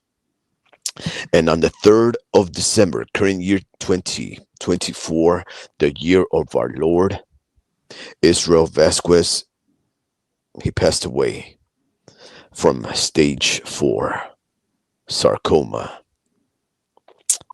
You may be asking yourself, what exactly is sarcoma? Well, sarcoma is a very rare type of cancer. It comprises about only 1% of all cancer types, and it is only terminal insofar as you allow it to get to that point. If left untreated, the prolonged and deferment of its treatment can affect it. It metastasizes, it spreads to other parts, but for the most part, it can be localized, regional, or metastatic. But it affects bones, osseous material, tendons, fatty tissue, muscle. It is very painful. It leaves bruises, marks, parts of your body that they have to cut out, or they have to blast him with chemotherapy.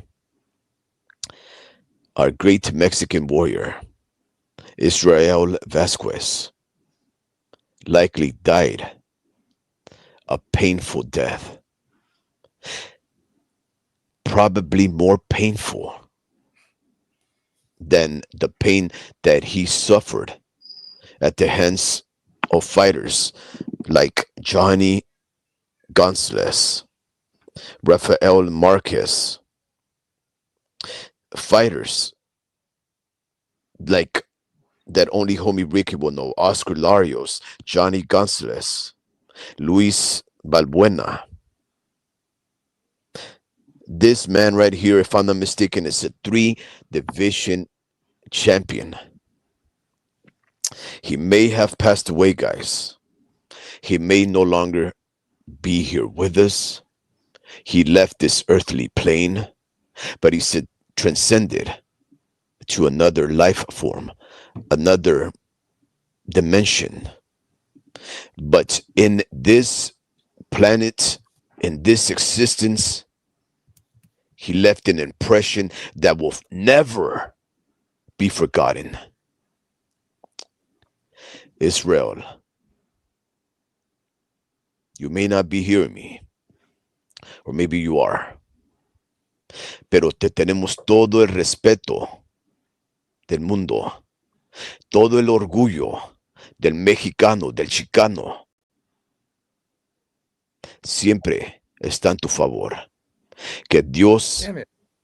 te abrace, que descanses en paz, pero nunca, nunca te vamos a olvidar. Rest in peace, champ. You can ring that bell, Dream. I got it right here. That's not it. That's not That's it. not I'll do it right here. I got it.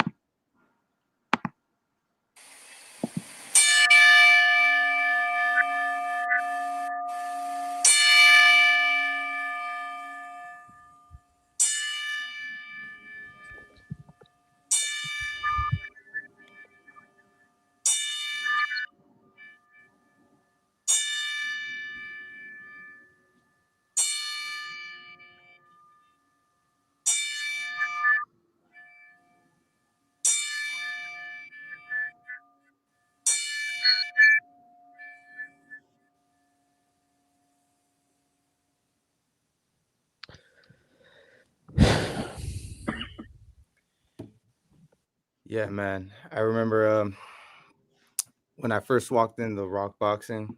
I keep saying this story, but uh, you know, I didn't know too much about boxing, and this was around 2012, and there's a big like banner uh hanging up against the wall, and I remember seeing the name Rafael, Vasquez or Israel Vasquez versus Rafael Marquez, and I was always like wondering like what that fight looked like, you know. Um, Obviously he's like a Mexican legend, and yeah, man, RIP to El Magnifico.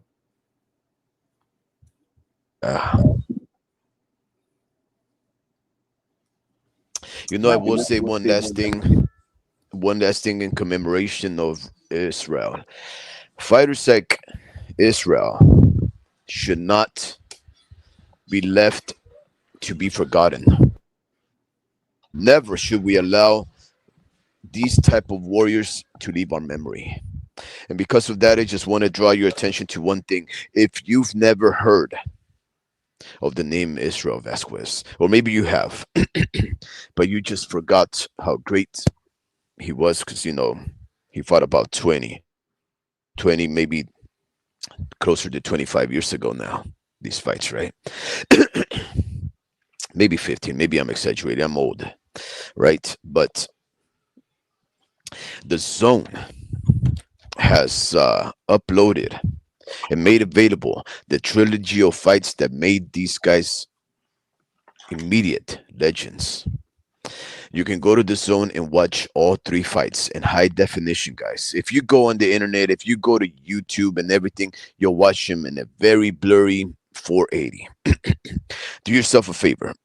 Watch the glorious, gory, boxistic, pugilistic, heartfelt endeavor of these gentlemen as they try to slaughter and kill each other in the ring for your entertainment. Do yourself a favor and watch them in high definition. If you have the zone, go over there, gather the family around, and tell them, this is why I am a fan of the sport. This man right here has left us, and we might never, never see these type of fighters again. But one thing, never let the memory of fighters like Israel Vasquez leave us. Once we accustom ourselves to anything lesser than that, we are accepting mediocrity. These guys were the epitome of the sport. And I, for one, do think both of these fighters, especially Mr. Israel Vasquez, now that he has perished, I thank him for their sacrifice of flesh and blood and of neuron, for everything that they've done for my entertainment, because I am well and honest to say that I have not 1 inch of bravery than these guys have. I can call myself an absolute coward in comparison to them. Rest in peace. Yeah, I completely agree, man. Feel the same way as well. So that's why I'm really passionate about these fights and these boxing, because when you look at the toughness of these fighters in comparison to today's age, it's mediocrity. And Vasquez and guys like Rafael Marquez, the little guys that don't get enough credit for their brave effort, their gallant efforts, right? This is what happens, right? So that's why we have to be consistent and just call it down the line. But one of the reasons you guys should tune in this Saturday to watch Oscar Valdez and Emmanuel Navarrete, because I am more than 100% sure that they're going to have a recap. They're going to talk about Israel Vasquez, right? They're going to have a commemorative event, and they're going to pay homage to this legend. As they And should. yeah, absolutely. And this is why this fight is happening at this time. In a very weird sense, they couldn't be any better timing for this particular fight in right now in this time and space. And I know they're gonna do it justice. They're gonna make the world remember Israel Vasquez for a little longer, right? And it's gonna be a very beautiful night of boxing. And I think Manuel Navarrete, El Vaquero, along with Oscar Valdez, they're going to uphold that tradition of Mexican bravery, of Mexican excellence, of toughness, grit. And we're going to get that all this night. This Saturday, December the 7th. So that's why you guys should really pay attention to this. It's going to be a fantastic night, and I can't wait to see these professionals go at it and give a great effort for the night that belongs to Israel Vasquez for giving us such great fights. Look, man, we know the sport of boxing. You know, there's always we want this entertainment, this effort that these fighters give. No, I'm never trying to never be disrespectful. So when I'm proud of all of these fighters for their bravery, for using their tools, their heart, the hard work and sacrifice that they give to give themselves a better chance at life. To live by their means or even excel and showcase their talents. I'm not just trying to be dismissive towards it, but there's these amazing fighters that do far more and get less of the recognition, just like this one on screen. And then, going to what Tank and all these other fighters, I don't know what they strive to accomplish, which is nothing. Like when it's all said and done, it's really nothing. I don't like to let things like that slide. Because it minimizes the significance of these wars that do put it on the line, and it could cost them their life. And that's the dangers of this sport. If we don't want that harsh reality, fight on headgear. You get what I'm saying? But that's the sacrifice that these fighters tend to do. And, you don't find, it's not boxing finds you. You can't really find it. You either got it in you or you don't, or there's exigent circumstances that kind of push you towards this road. So it saddens me. It really does. To hear Tank just trying to erase and eradicate who he is deep down. You get what I mean? And essentially just become a business person.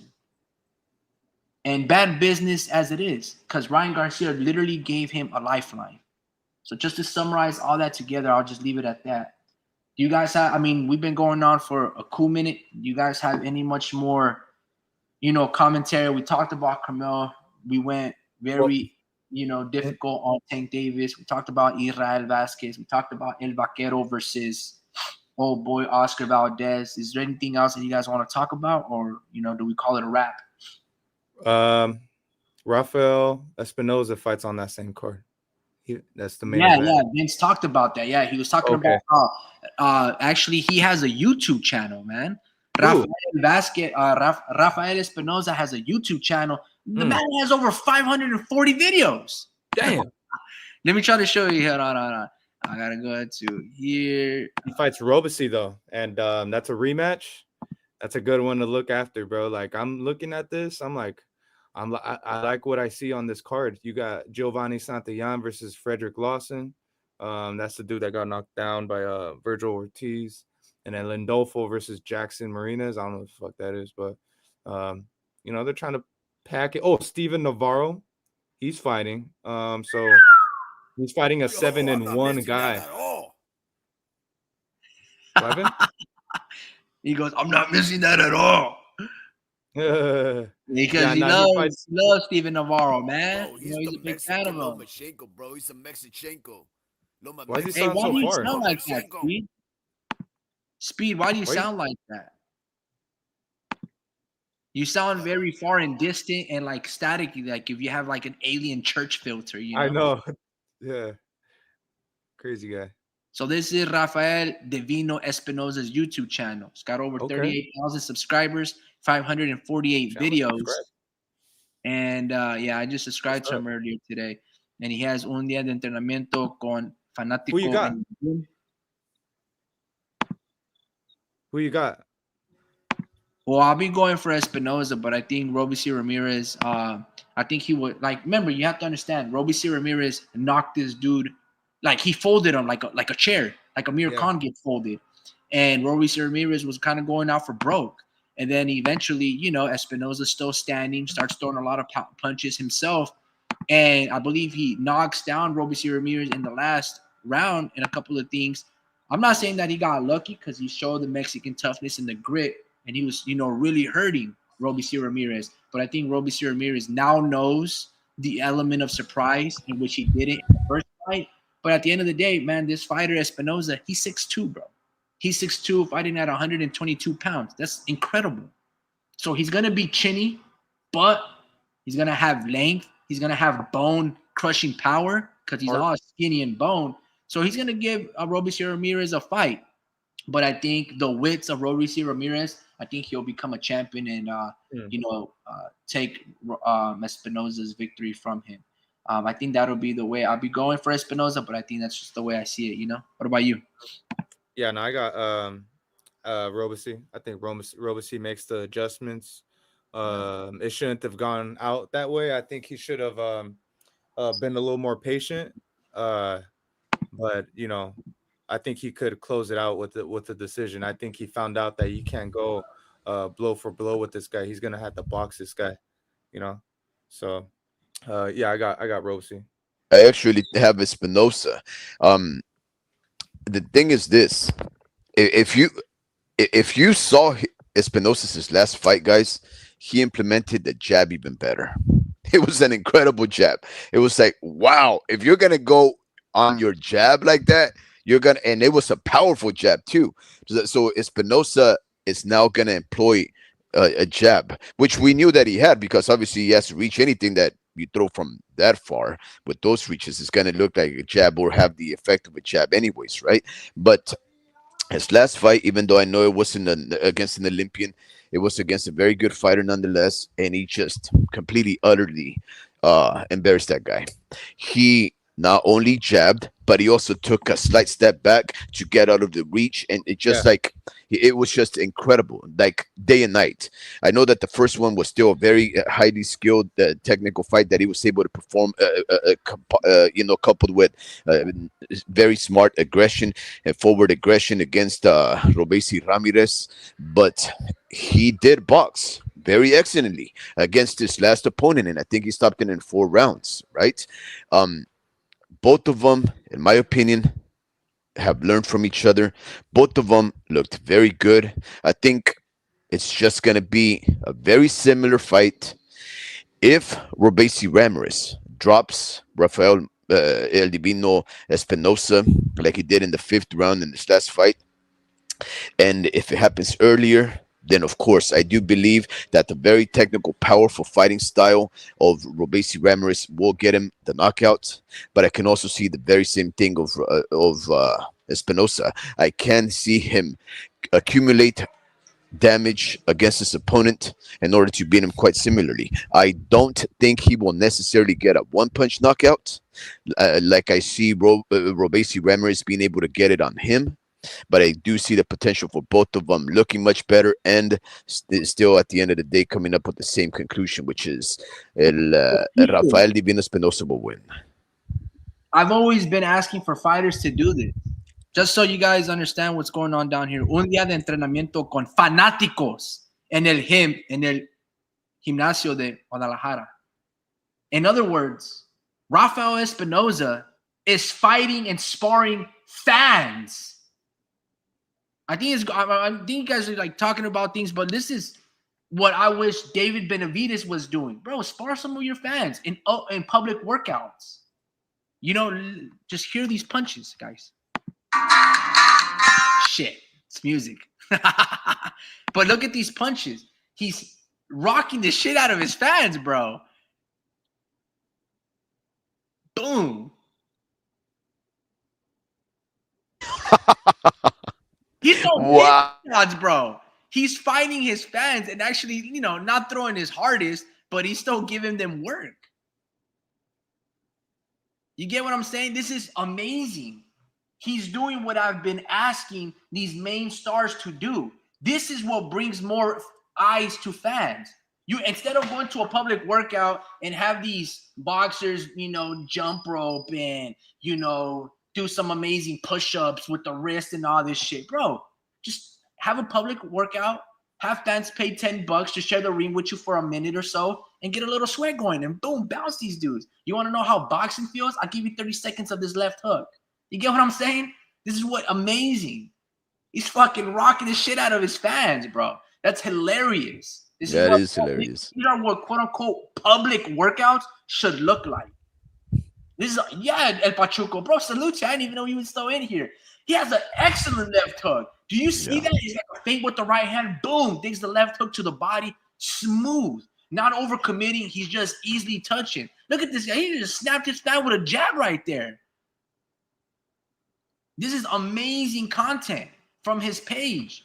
I'm probably going to get struck down because this is his footage. But it's so great for me to show you guys this. This is fantastic. Yeah, I love this shit, bro. Like we were talking about this. We were talking about somebody just doing random pop-ups like this, bro. Like just do it, bro. Like just go live and go and spar. Like people are too afraid to show their cards or the hand that they have. It's like, bro, like this is the fighting game, bro. Like you're gonna have to play like some kind of like this is boxing. This isn't just fighting. You have to outbox this guy. Like it's easier said than done. Just looking at the guy saying, "Oh yeah, I got Espinoza." Like I know exactly how to. It's easier said than done.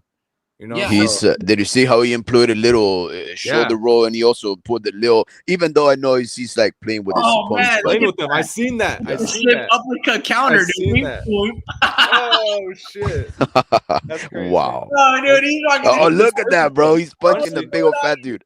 But this is Hey, perfect shout though. out to you, Vince, for putting me on Rafael El Domínguez. Look, he's like, no mames, güey, me estás quebrando la nariz, güey. That's hey, but hilarious. this is perfect. This is perfect though because he's using just random. Like, are they randoms? They're random people. Yeah, right? I mean, they're fanáticos, bro. They're fans. Perfect. There's some perfect, bro. boxers. Bro, Some of those guys we were did. boxers, guys. Yeah, some I've of them have always- good skills, but nah, man, dude, this Bro, is hilarious, bro. I've That's always a kid, wanted bro. to- That's like kids 14 years old. I would love to do this with this. Yeah, bro.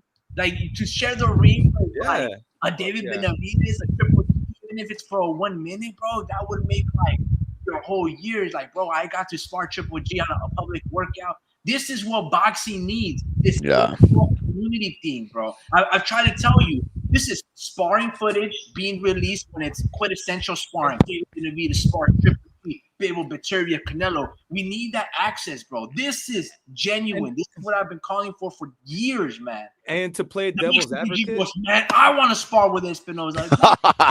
Come on. Okay, wait. Okay, guys, listen.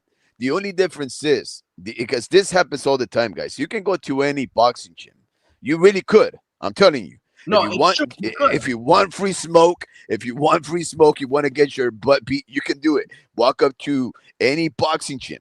Go, even the famous guys. Just say there, I want to get some action with that guy, and that guy is gonna beat you up. Like if that's the thing that turns you on, go for it. The only difference is Divino is actually putting it on camera. That's all he's doing.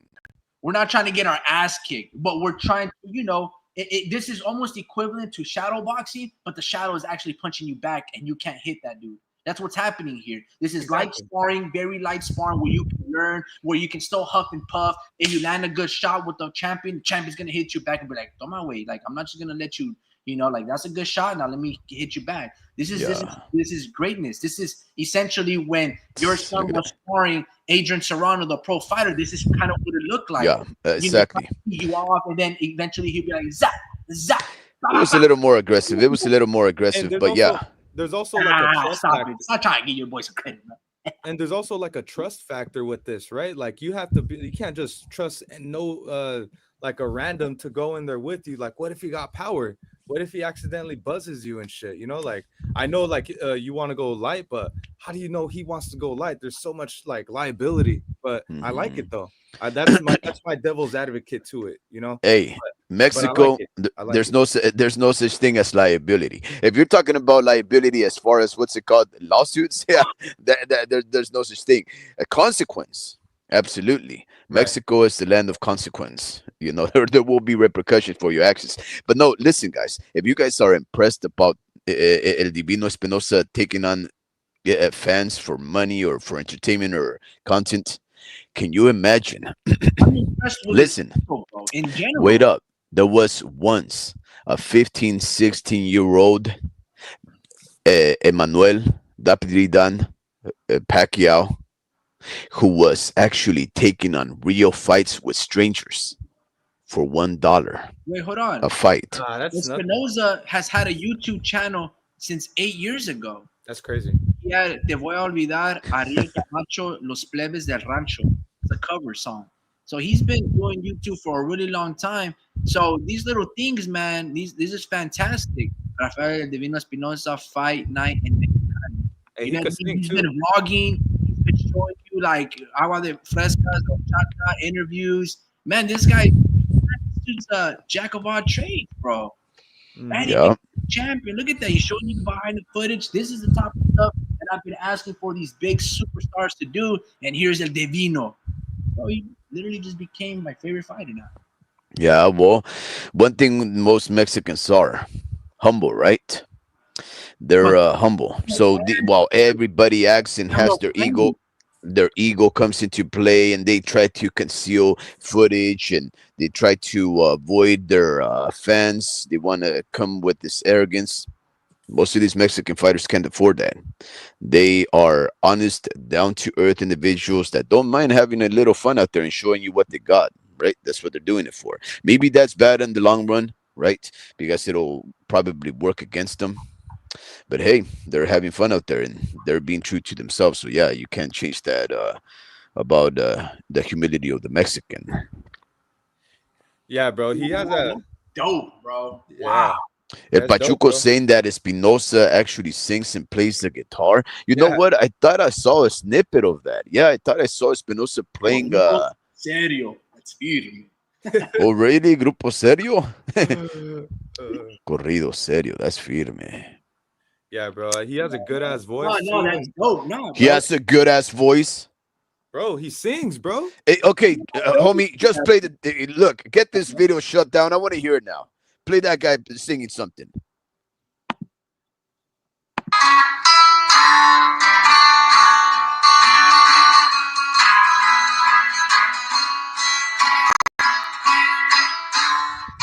That's what he sings to. Still good though. Cool.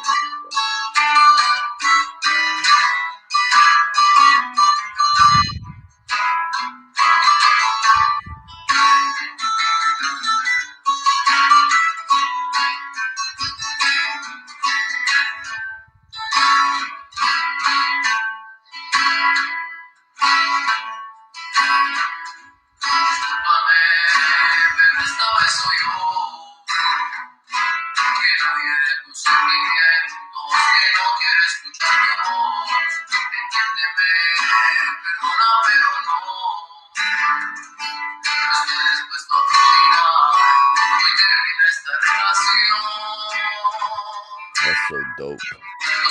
He's gonna be a star, dude.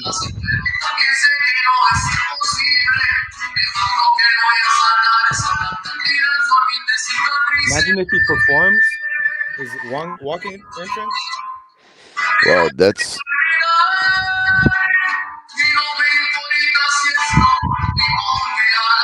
Dude, there's better.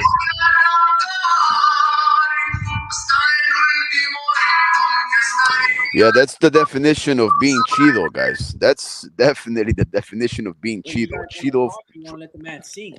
I don't want to hear him sing. He's all right. Like the Mexican G said, he's not bad. But that's cool to know that he's so approachable, that he is so down to earth. Yeah, I mean, El Divino Espinosa, guys. They're not for nothing. But last year he had the upset of the year. He was Plus 1400. wow, man.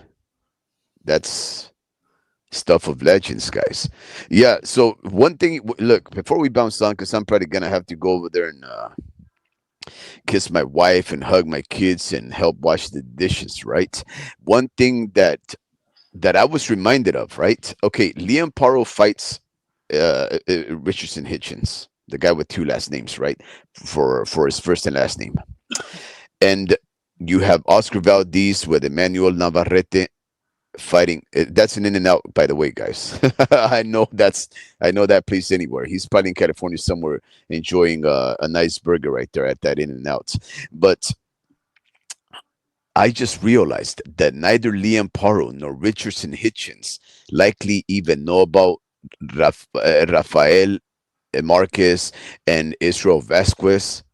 No one is going to expect them to perform for the fans off of the peer pressure that one of the legends in a fellow cohort of theirs, uh, what should have been a peer, passed away.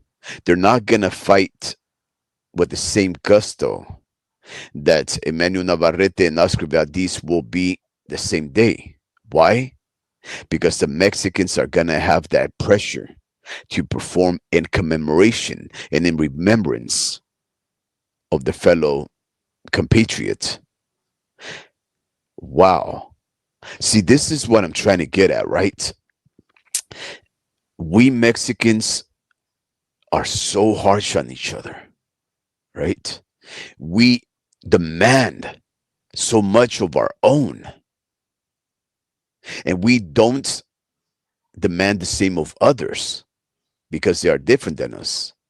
In fact, I don't even think other people from other cultures, other races, will be as harsh of the expectation of fellow Mexican American like we will. I don't think so. Liam Paro probably has a lot of Aussies just hoping that he beats the New Yorker. However it happens, they just want him to win. Richardson Hitchens, I bet all of Brooklyn, they don't care if he wins a boring fight. What matters is that one of their own comes out victorious. And you know what these two Mexicans are probably thinking on Saturday? I gotta do it for Israel. I gotta go over there and put my body on the line, destroy my opponent, because we are two Mexicans and that's what we're here for. Incredible. I'm You gonna rewatch may, that fight. yeah, there's no way we're missing that. I'll say this, guys. I'm not trying to say, our black or white fighters, Filipinos fighters, everybody is different and we don't have any commonalities. No. But I cannot imagine that you guys are going to be harsher to your own and expectations than we will of our own. It's just different. Different. And I, for one, am proud that I do have, well, like a Mexican G said, either Azteca, Purepecha, or Mexica blood. In our case, it's gonna be we're from Michoacan, so Purepecha, right? But nonetheless, hey, all from the land of the eagle and the snake and the cactus leaf. Yup. Yeah, He man. says all these fucking $10 words, and then he complains about a street term, huh? Hey, who is that guy? Is that Divino? This fucking guy right here. Who's that guy right there? Yeah, Looks man. like Look, that's it, man. Y'all have a good night. Yeah, All right, man. yeah. Later, guys. Peace.